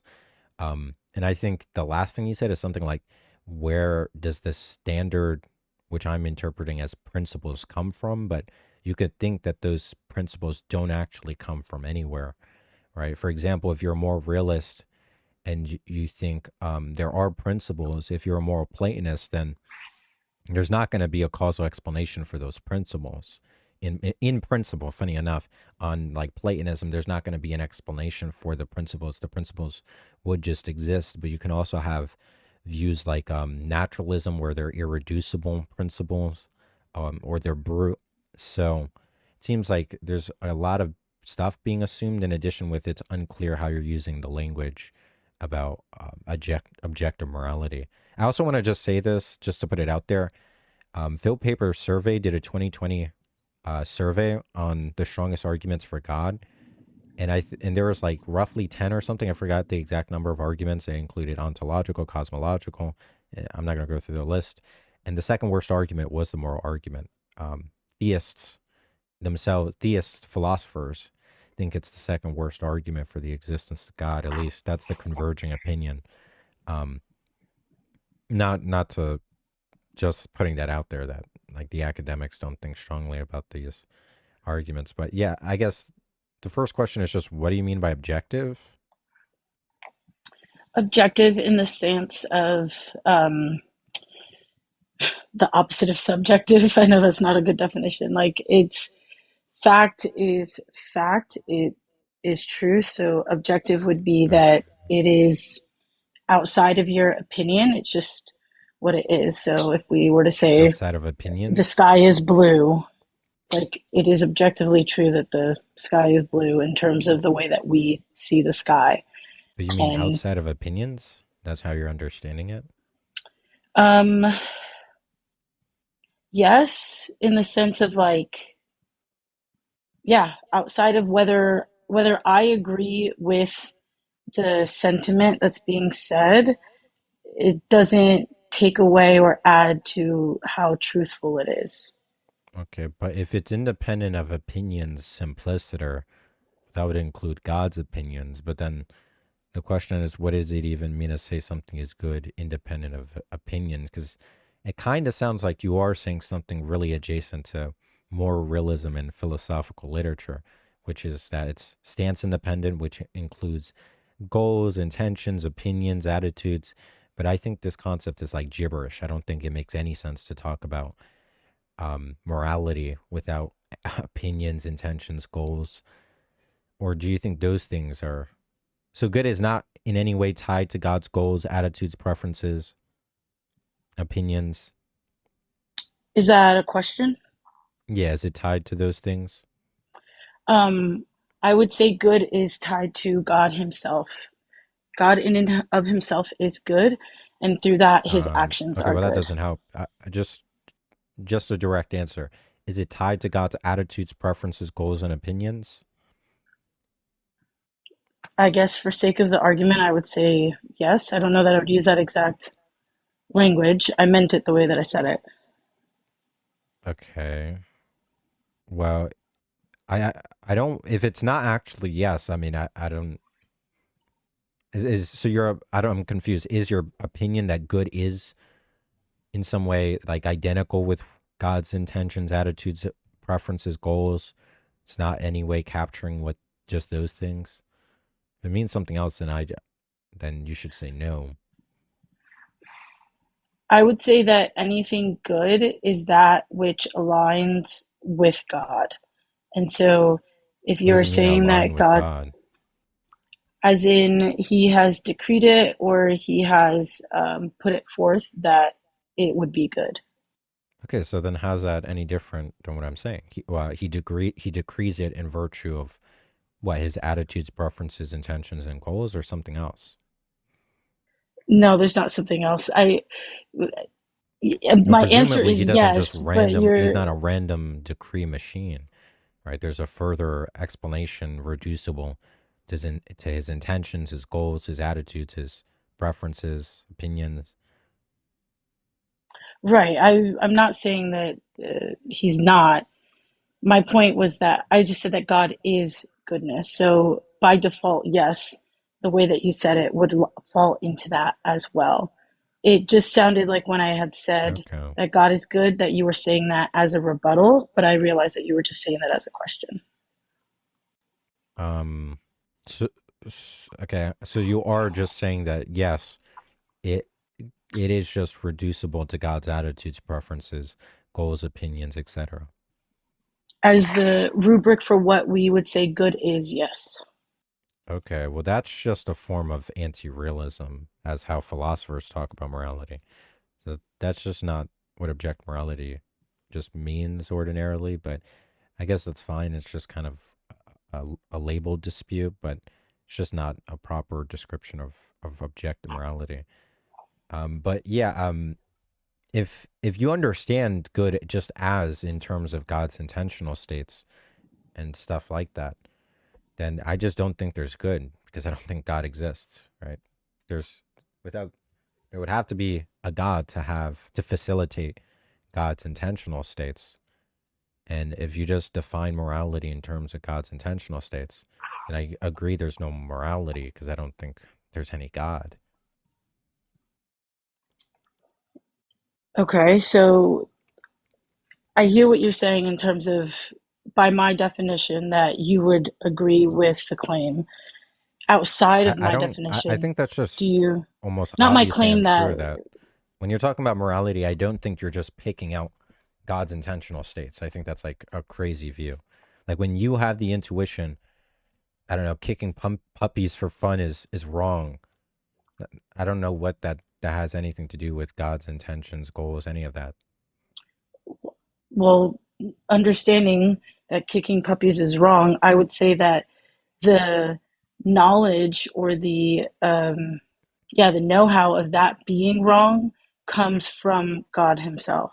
But yeah, you could say that, but there's probably no argument for that thing. You could just like say God inherently endows you abilities to just know what's wrong or have reliable intuitions, but that's kind of just ad hoc.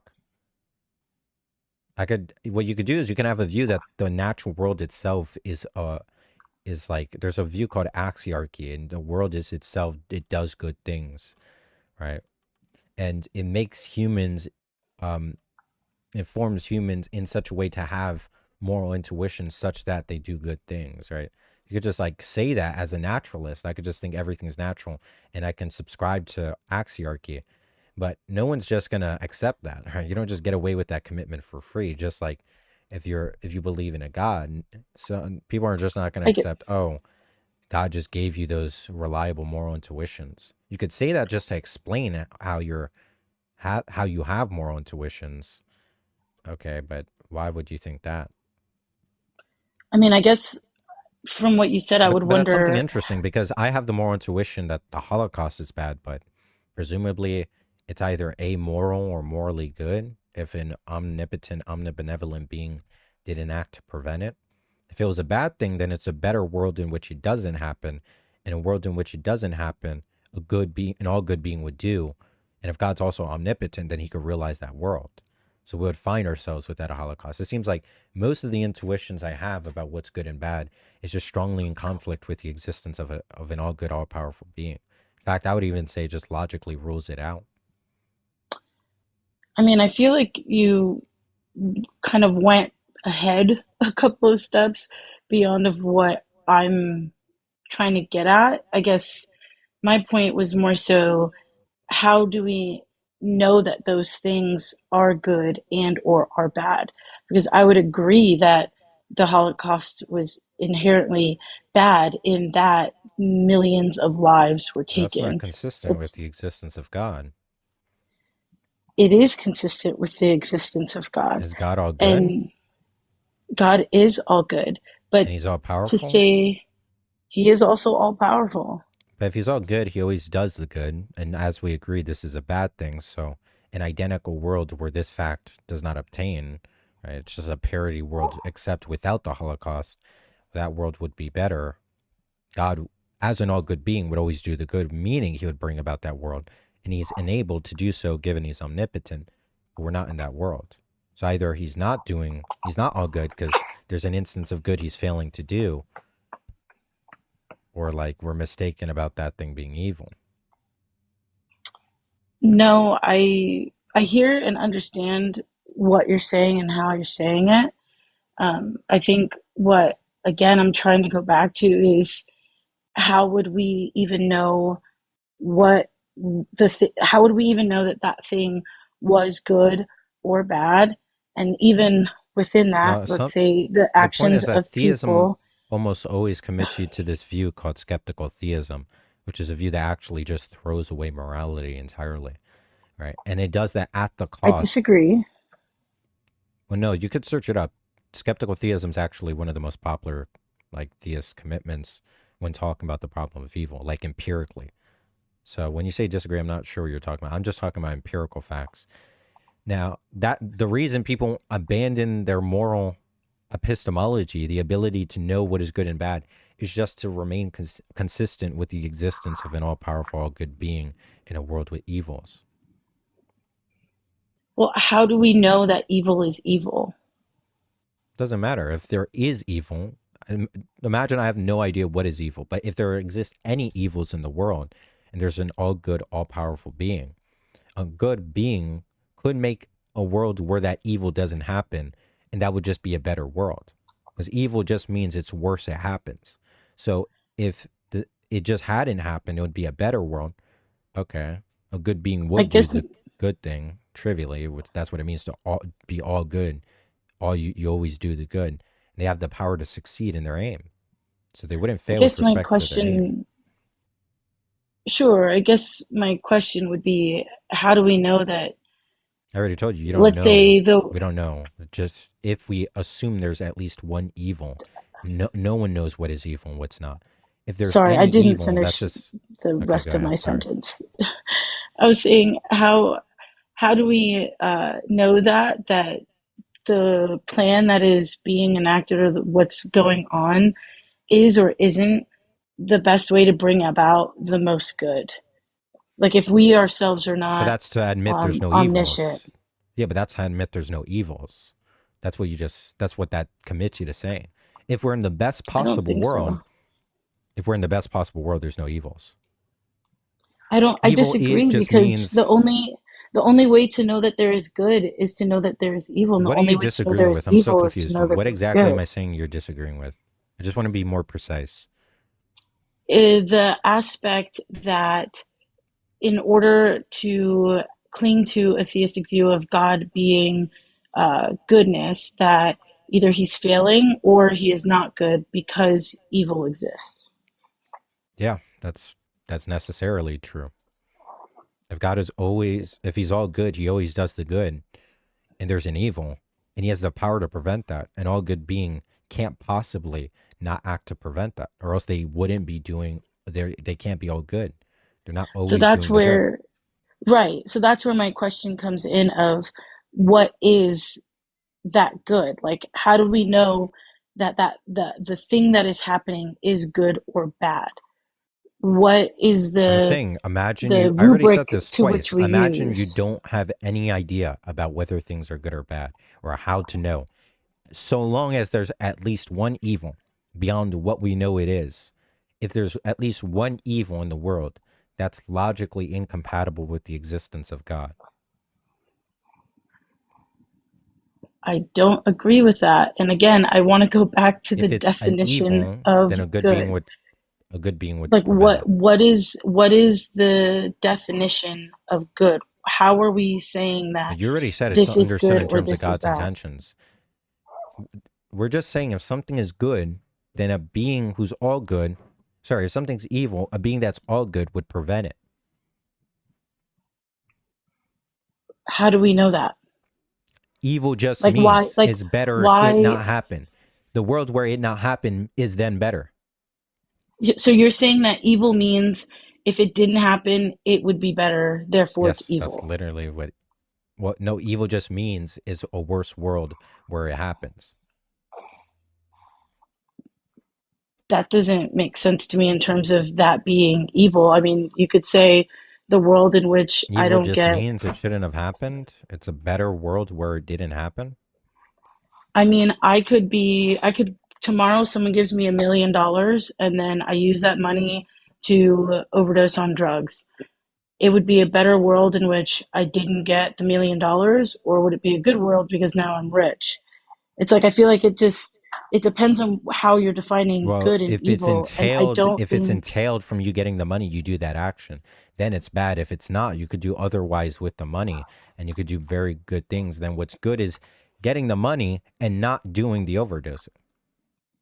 That conjunction's the good. It's not merely the fact that you getting the money explains how you did the overdosing, but it doesn't follow that it's entailed from getting the money. If it were entailed, then it's a worse world where you get the money. So the point just is if there's an instance of evil, a God would prevent it because he's all I think, right. I think where the disagreement more so is coming is from what is being considered as a definition of good and evil. I don't view evil as like the world would be. I don't believe that evil in and of itself is a world in which if it didn't happen, I personally think it would be better or not better. We're not talking about how we personally perceive things. Evil is just that which is worse to happen. So it's not happening. So is how, better. I That's guess, literally and what again, evil means. my thought is, how do we know that it is worse if it doesn't happen, if We're not we picking, are not we're not omniscient picking, beings? You're not fucking focusing. Focus. We're not picking particular things in the actual world. We're saying if at least one evil exists, that's inconsistent with the existence of God. So we don't got to worry about how we find out what is evil or not. If we stipulate there's at least one evil in the world, God just can't exist. Okay, so the raisin tone and aggression, don't know where that came from. It came from us circling for ages. Just because you're calm doesn't mean you're getting frustrated. We are. Anyway, so are you at the end of time? What is that even asking? What? Are you at the end of time? Are you in all places at once? Do you know what the end of all time looks like? That has nothing to do with what we're talking about. It does have to do with what we're talking about. What does it have to do with what we're talking about? Because we don't know. You're just saying that certain things I might think are evil are actually good, and God has a greater reason for it. You asked me a question and didn't is that what you were let going to me say? finish my sentence. Yes or no? Is that what you're going to say? You weren't going to say that. No. Okay, go ahead and speak, and you better not say what I just said. Okay, that's intense. Go ahead, say intense. what you were going to say. All I was saying is that because we are not at all places, all times, at the end of time, we don't know if the world is better or worse for the things that have happened or not happened. There or you will go and or won't fucking happen. did exactly what I said not to do. Wow, this is incredible. You just said the world as it appears to us, we don't know all the facts. We're not in the end times, so we don't know whether this is the best possible world or not. And I told you exactly not to say that if that's what I just characterized. Either you weren't listening to what I just said, or you just, I don't know what's going on at this point. You're like literally not engaging. The point is, it doesn't matter if, the point is if we're in a world with one evil, at least one evil, then a world where there is no evil is a better world. You know what? You got me. You're right.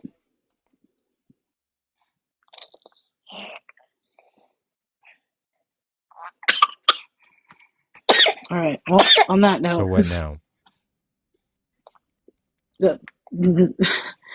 I understand don't think worse and better and good and bad. Those are just, they're like picking out the same thing. A morally good thing is a better thing to occur. A morally bad thing is a worse thing to occur. 100%. So in a world with an evil is a worse world than a world where it didn't obtain. Okay, and God could just make it that way, and he would if he's all good. All good just means he just does the good. It's not a good thing to allow an evil. Can't be doing the good and allowing a worse world. It's like saying Superman's all good and Superman eats a sub, seeing a guy school pewing a school and knowing it's a worse thing to happen. He's not just going to sit back and not act to prevent it, and that's somehow consistent with him being all good and having the power to prevent it. So obviously, the fact we don't find ourselves in the world with no evils, which is something some theists bite. They bite the bullet. We are in a world without evils, just to remain consistent with theism. Either that or you could forfeit one of the omni properties or just deny God's existence. I mean, I don't think I need to do any of that, but I definitely don't think we're going to agree on anything. So you think it's consistent? God's all good and all powerful. Imagine the Holocaust is just a bad thing and God just doesn't prevent it. That's consistent with being all good and all powerful.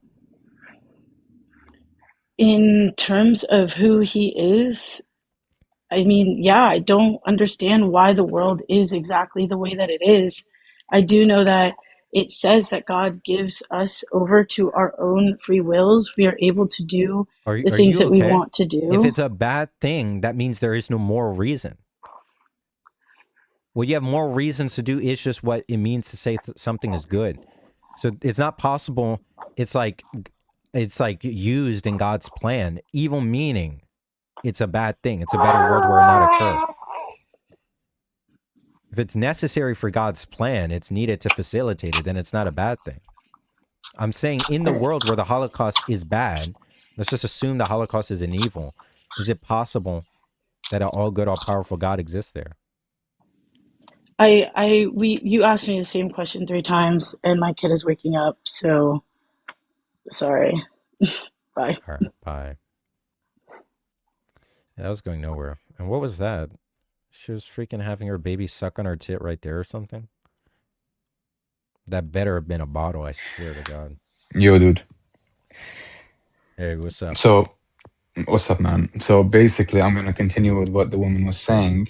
I can answer your question. Is it better for a human being to have free will and freedom or not? We're not doing or is it better to ethics. be...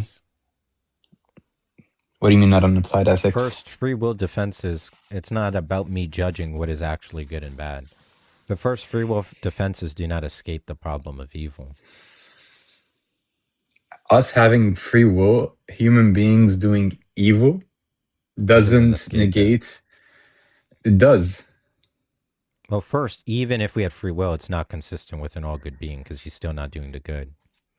But there's many ways out of it. So first, our creation... You have to take the whole system and set up, man. Yeah, look. So our creation with free will. Here's a easy way to get around. Let me explain. Us having free will is a greater good than us not having free will and being angels. I get it. Mm-hmm. The easy way around this is God makes it physically impossible to do evils, and you have free will. But no, because then you're misunderstanding the nature of free will. Free will literally doesn't necessitate. Wait, let me explain. Free will doesn't necessitate you doing evil or good. It means you have free will to do either or. Yeah, you can have both libertarian and compatibilist models of freedom in the world I described.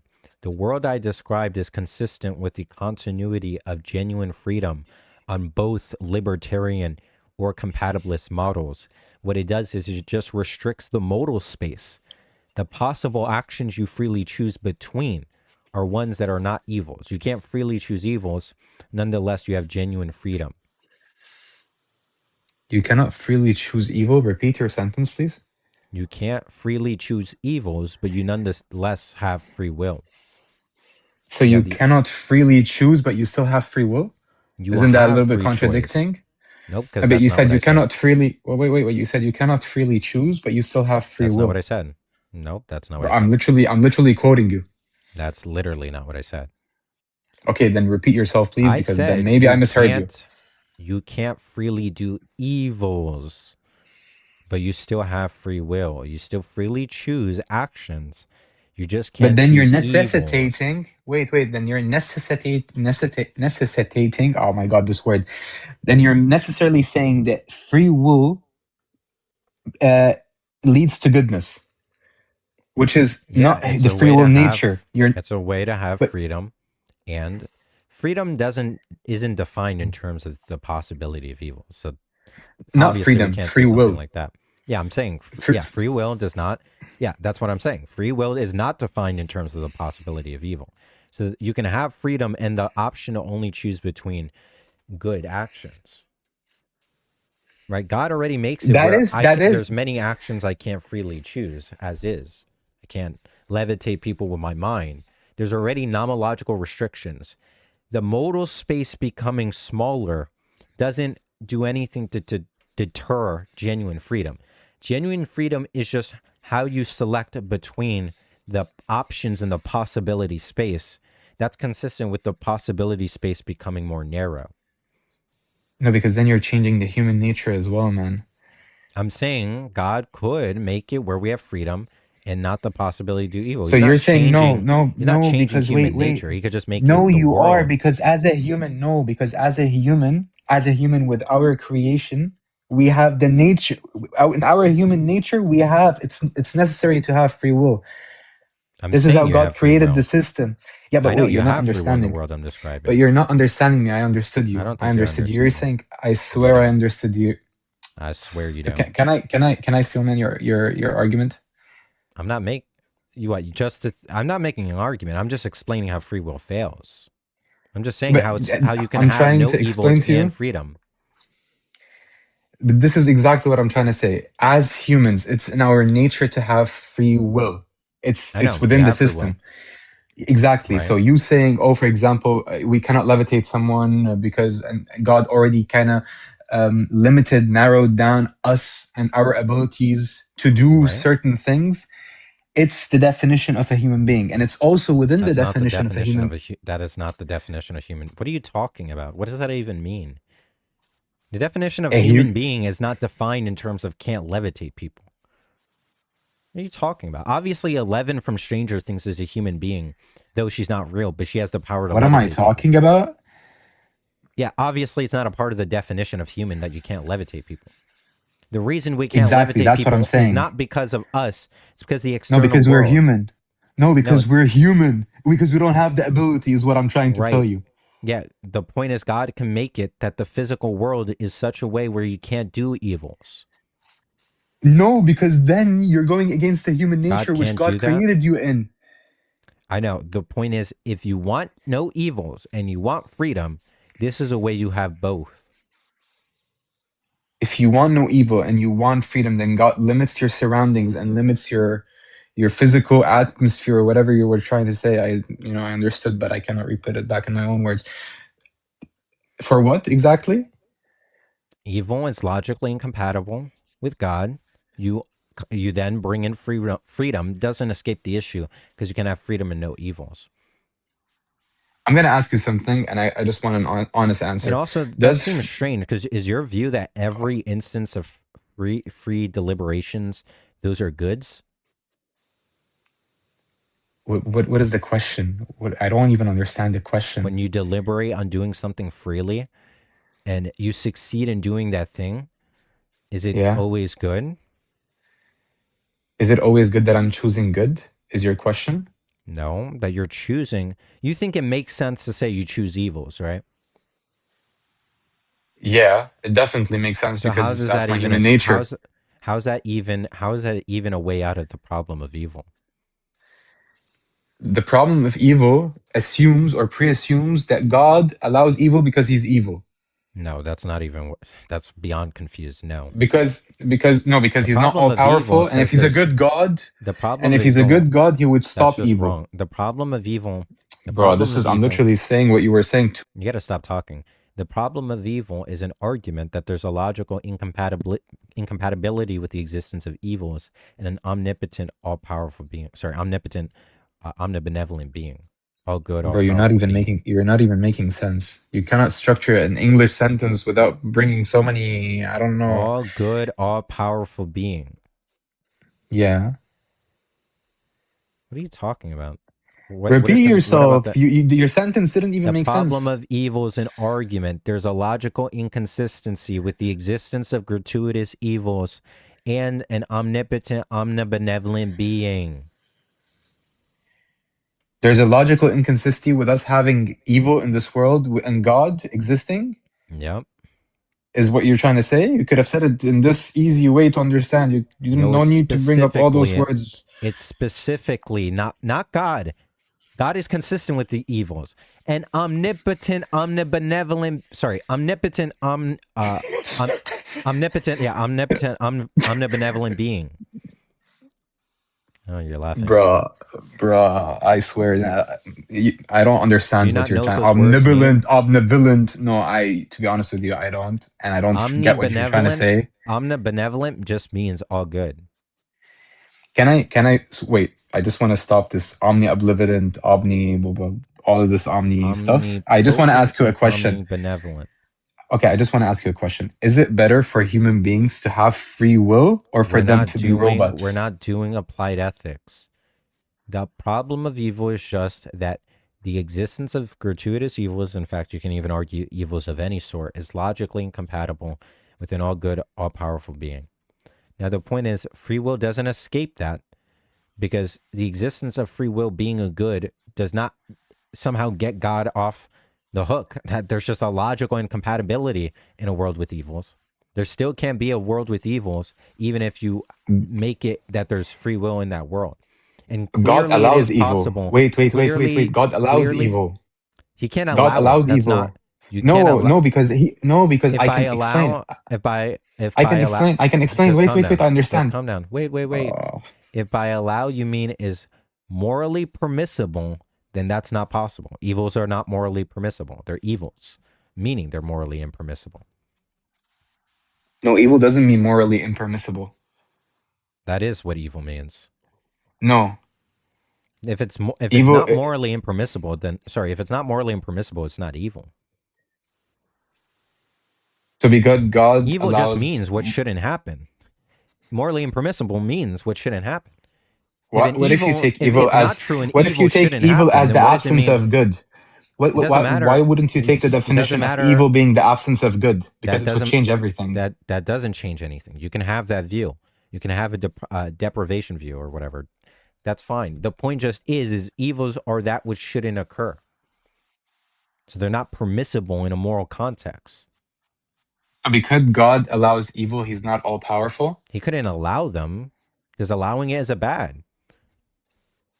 Allowing evil is bad, but what if it's a consequence of human being having... Wait. What if it's a consequence of human beings having free will, and free will is the greater good? Well, if you're saying that it's actually the best possible world we're in, then you just said there's no evils. You think we're in the best possible No, world. It is. We are in the best... No, define best possible world. Best possible test, better. Yes. What do you mean? No, because as a Muslim, I don't believe this is the best possible world because I'm not... Right. Wait, let me just continue my sentence. Let me just continue my sentence. Please, just let me continue my sentence.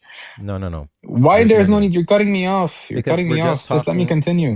We're just talking. Listen, you've been asking me questions and I've been trying... Come on, just calm down, please. Bro, I've been trying to understand you and answer you. Okay. Come on, respect me. Okay. We're just talking about the best possible world, not best possible test. We don't need to go into that rabbit trail. Okay. That's not a rabbit trail. We don't need to talk anything about that.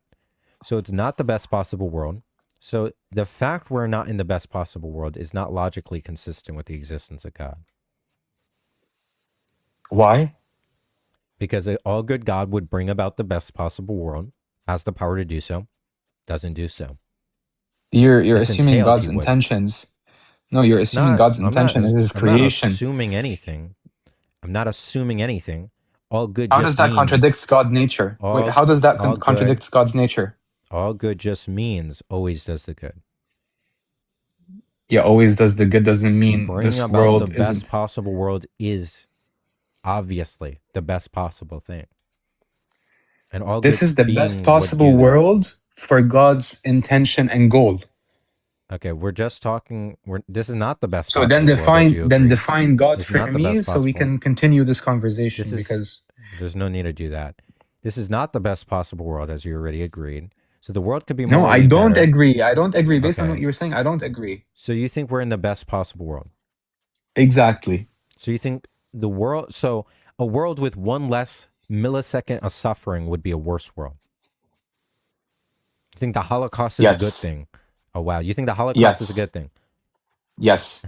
No, but let me explain. This is the consequences of. Please, before you drop me, and now let me explain. I really don't care about the explanation. I really don't care. But bro, no, but you have to. What's the point of explaining? I have to explain.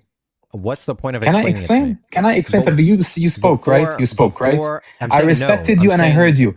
I'm saying no. I'm saying no. Before you explain it, why would you explain it? What's the point of explaining it? If I don't see a reason that allow you to explain it, I'm not going to let you explain it. Who cares? So you're not going to let me speak, and you're going to speak yourself. I'm going to allow you to speak. You don't want me to speak. I don't care for you to explain that. But you literally just asked me a question, and I want to explain myself. I'm asking you the question of what's the point of the explanation? The point of the explanation is it satisfies your view on why God allowed the Holocaust to happen. Okay, yeah, and I don't why, care about that. Yeah, so I don't care about that. I don't really care what any about that. The point just it's just your view that 6 million Jews dying, gross deaths, is a good thing. There's a further question: why would God design you with intuitions that are just strongly against those things being good? it depends on how you say it's a good thing, man. I don't mean it's a good thing to unalive people. This is not how I mean it. It's a good thing because No, it's just that God's event will for human happening. beings, but you're Yeah, not letting that's me. what I'm saying. Can Just I the beg event you, just happening let is a me good. speak. You're not Okay. even letting me speak. Okay, yeah, just the event itself. Okay, that event is You're good. rage baiting me. Okay, just the event occurring was good. I'm asking you, why would God design you? Bro, with I'm not going to continue this conversation if you're not going to let me speak fully. That's fine. I don't care. The point just But is, then don't care and show the people that are watching you that you don't allow your host to fully make their points while you're bombarding them with questions. Okay, that's fine. The point just is, that's fine. Okay, guys, he just doesn't want to let the people that he brings up to speak fully, and he wants to bombard. We're not doing meta. Can you just calm down? And he mutes me. Thank you. Because you're doing meta. Proves the point. Okay, just engage. So why would God I'm design trying to, you? but you're not even listening to me. You're not engaging because you're talking about, oh, you're just doing all this optics show. Oh, chat, look, he's muting him. Oh, look, he won't let me finish. That's not engaging with me, dumbass. You know that. You're not talking to me. Because I was trying to engage with audience. you, and you're not even knowing. Okay, so I'm asking you to focus and answer this question. Why did God design you with moral intuitions that do not track what is actually good? Why do they not accurately capture what is good? Why don't you make more morally reliable intuitions? Because intuitions are not even the thing that makes me decide if something is morally good or morally bad. I have a brain for that. Yeah, but I can't make inferences to. So there's logic. Without God, you can make your own independent inference that the Holocaust is morally good. Is that what you're saying? Without God, I can make my own no, because objective morality still exists, and that would be just subjective of me to assume that something is good or bad without any ground. About? So then what are you talking about? You can't make your own inferences to that thing is good. So if you don't think intuitions themselves are reliable, you can. No, I can. I can. If I base them on a source, on a ground, then I can. If it's a consequence of me basing them on another moral source, then it is. But if it's just my subjective opinion, I understand. Yeah, I understand. I get it. Just why would God design you where your moral intuitions are strongly opposed to what the moral facts are? To test me. And I don't know. This is not even. By the way, your question. But your moral intuitions rationalize your behaviors. If I saw a baby drowning and it seemed to me, I had the intuition that's a bad thing, that would rationalize my behavior. It's not the intuition. To jump into the river and save the baby. But if that was actually a bad thing to save the baby, what explains why would God make me with faculties that make me perceive the false moral facts, where then that rationalizes my behavior to act unethically? You just said it yourself. Rationalize doesn't come from intuition. If I want to take a rational action, make a rational choice. Rationalize the behavior. No, the intuitions do not rationalize the behavior. If I saw your brain rationalize. If I saw a baby drowning and I had the intuition that's a bad thing, that's not gonna motivate me to jump in and save the baby. It's not the intuition that tells you it's a bad thing. What is even intuition? Define intuition. No, it's not the intuition that tells you. No, I know what intuition is, but it's not that intuition that tells you, oh, it's a bad thing. It's actually your brain, your human experiences, your brain doesn't your knowledge. Tell you anything. What does that even mean? Your brain doesn't tell you anything? No, I have no idea what that means. So you're basically brainless is what you're trying to say? No, I'm saying you have intuitions that explain why you behave certain ways. When I have intuition P, the intuition is a representation of a proposition, then that gives me reasons to believe that proposition. Your brain can form intuitions. Your brain is the thing that forms intuitions, or at least you might think. No. No, Okay, no, if no, it's no. not, These are two different. No, these are two different separate things, and you're taking me in a different route. We're talking about something completely different. okay, then what explains that when you see a baby drowning, you think it's bad? What explains, imagine it's wrong, what explains the fact I have false moral perceptions? What explains the fact that I have false moral perceptions? I don't have. You're pre-assuming that I have false moral perceptions. Please formulate the question in another way. Dumbass, we have the perception, maybe not you, I had the perception that when I see the Holocaust, it's a bad thing. You think it's Let's not curse at each other. thing. Wait. You think No, it's a I great didn't say thing. that.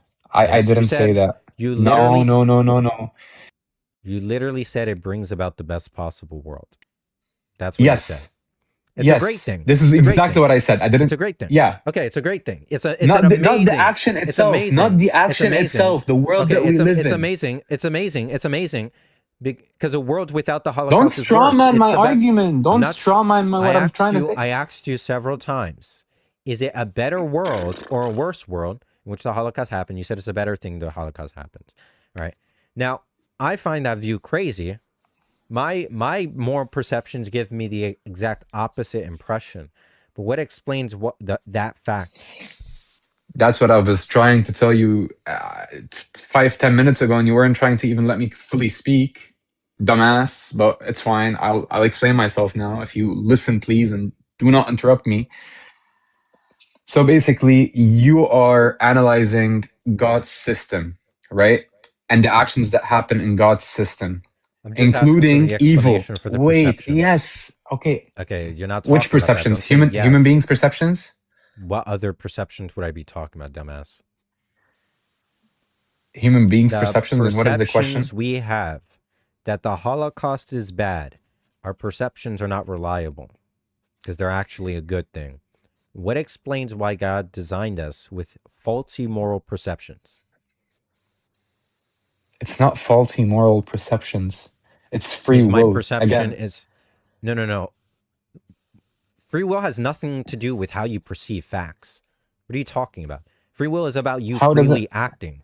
How you act and what you perceive are different things. We're talking about. But they're very connected. They're interconnected. They're interconnected, man. Okay, I don't care. What do you mean I don't care? What do you mean I don't care? You perceive the Holocaust and you perceive it as bad.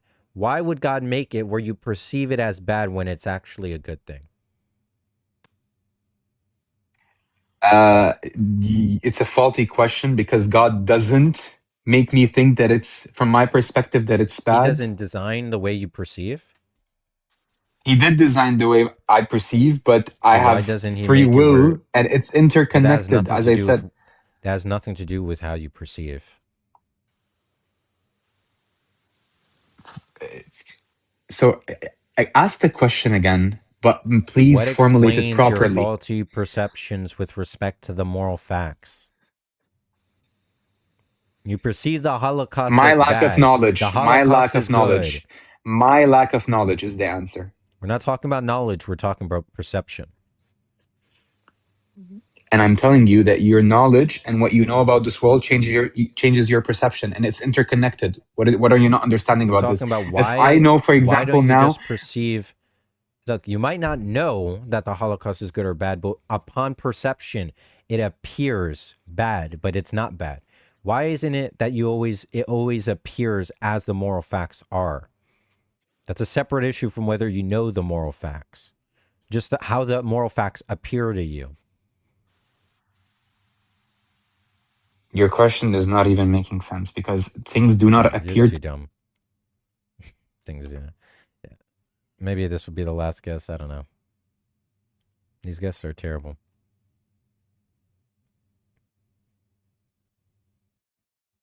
Thanks for playing. Hey, what's up, bro? Yeah, what do you got? So, wait. Just give me a second, please.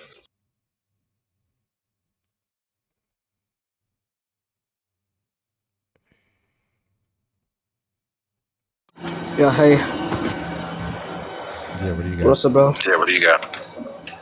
So, look, before we start this conversation, let's make it be full of respect because way too loud. Oh, wait. Give me a second. No, is it sounds okay? like you're in an echo or something. Yeah, I'm outside right now. But now is it okay? No, I'm gonna drop you. The audio's way too bad. This is gonna be the last guest. So if you guys want to talk another time, you could just follow me, and I'll be live probably tomorrow or the day after, if not tomorrow. Hey, what's going on? Yo, bro, I just wanted to say, like, I'm your fan. Like, I'm an ex-Muslim, and I like your videos and keep doing the good work and everything. I know, like, a lot of Muslims don't have the capabilities to even understand your questions. Like the guy was saying, perception and free will is the same thing. But that's a different topic, and keep up the good work, and that's all I have to say. Yeah, word. Thanks for coming up. Yeah, that was silly. He said that perception and free will are the same, and then he changed it to they're like, what I forgot exactly what he said, but like they're like inseparable or something. I don't even know. But it's crazy, bro. Like, you have to say stuff like the Holocaust is a good thing. It just shows how much brainwashing religion could really do. The most putative evils in the world, for the sake of religion, can make you say are like needed to bring about the best possible world. You could say the worst things are the best things, all in hopes of being a consistent theist. It's kind of disgusting. I love your PFP. What's going on?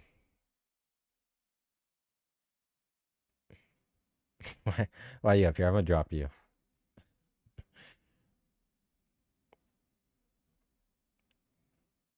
Bro, then why did you come up? Hey, bro. Yeah, it sounds better now. Can you hear me now? Yeah. Okay, so first of all, you're an atheist, right? So you don't believe in God, but you believe in science, right? No, I don't know what that means. So what do you believe in? I believe in a lot of things. It's kind of a vague question, but I'm not really sure what my beliefs matter. I'm just an atheist. Science isn't, I don't even know. First, believing in science that just sounds incoherent. But science has nothing to do with God or atheism. Okay, I have one more question. In fact, most scientists actually believe in God. Okay, so can I ask you one more question? Yeah. So you believe that we were monkeys, right? Sure. What? Sure, I said, yeah. Okay, so if we were monkeys, tell me why until now didn't the monkeys evolve to humans? Because they're not the same monkeys. There's like a common ancestor. There's explanations for the diversity of that same shared ancestor apart from different parts of the world, different relevant geography that explain their different mutations and adaptations to the world, and how, millions of years later, they form different organisms. They're not the same apes as apes you find in a zoo. In fact, we're not even the nearest ancestors, probably a long way down. So we evolved, right? Evolves? Or they evolve? Not the evolution of creations. We You guys are right. evolved, I right? mean, I guess, yeah, he's a minor. It wasn't, I don't even think it was going to go anywhere anyways. Yeah, I think, is this person connecting? Oh, they actually did. Hey, what's up?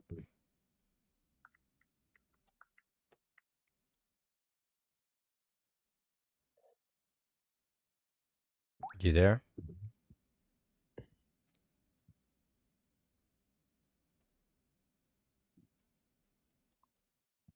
All right, yeah, I'm just going to end it here, I guess. It wasn't the best live. Low-key, this live was pretty bad, in all honesty. But yeah, if you haven't already subscribed to my YouTube, that is the first and foremost thing you should be doing. If you guys actually liked that skit, I don't know how many people saw it. I did one of those skit videos that you've probably seen on TikTok. Check it out on my TikTok page. If you actually did like it, then seriously do repost because I wanted to do well.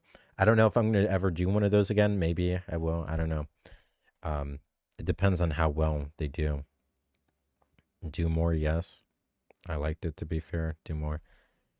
All right. Well, I actually do have more ideas. So maybe I'll try. It was funny. Yeah, I have other ideas. Actually, a couple other, like at least 2, 3. But yeah, I'll give it some more thought. So maybe I will do some more. In any case, go to that video and give it a like and repost. Subscribe to my YouTube, especially the people on YouTube watching from YouTube. Subscribe here. And yeah. Oh, I have a new video that came out today. If you haven't already seen it on YouTube, I almost forgot about that. If you haven't seen my newest video, it came out literally like 4 hours ago on YouTube. You can watch it. It's a video with me and Davey talking to fine-tuning proponents. So yeah, give that also a like, comment, and use the hype feature. I have to tell people this every time and they never listen. If you don't know what I'm talking about, the hype feature is a star icon. It's right next to the comment section. It's an actual button. It's like the like button. It actually works like a second like button, but actually better. I have videos talking about the Shadow Twin. You could just go on my YouTube and watch them. And they're literally in the thumbnail, but and there's videos that the thumbnail is not about the Shadow Twin, but some videos have the contents, or at least one other one. I don't remember, but yeah, go to give my newest YouTube video love, give my newest TikTok love, and other than that, I'll catch you later.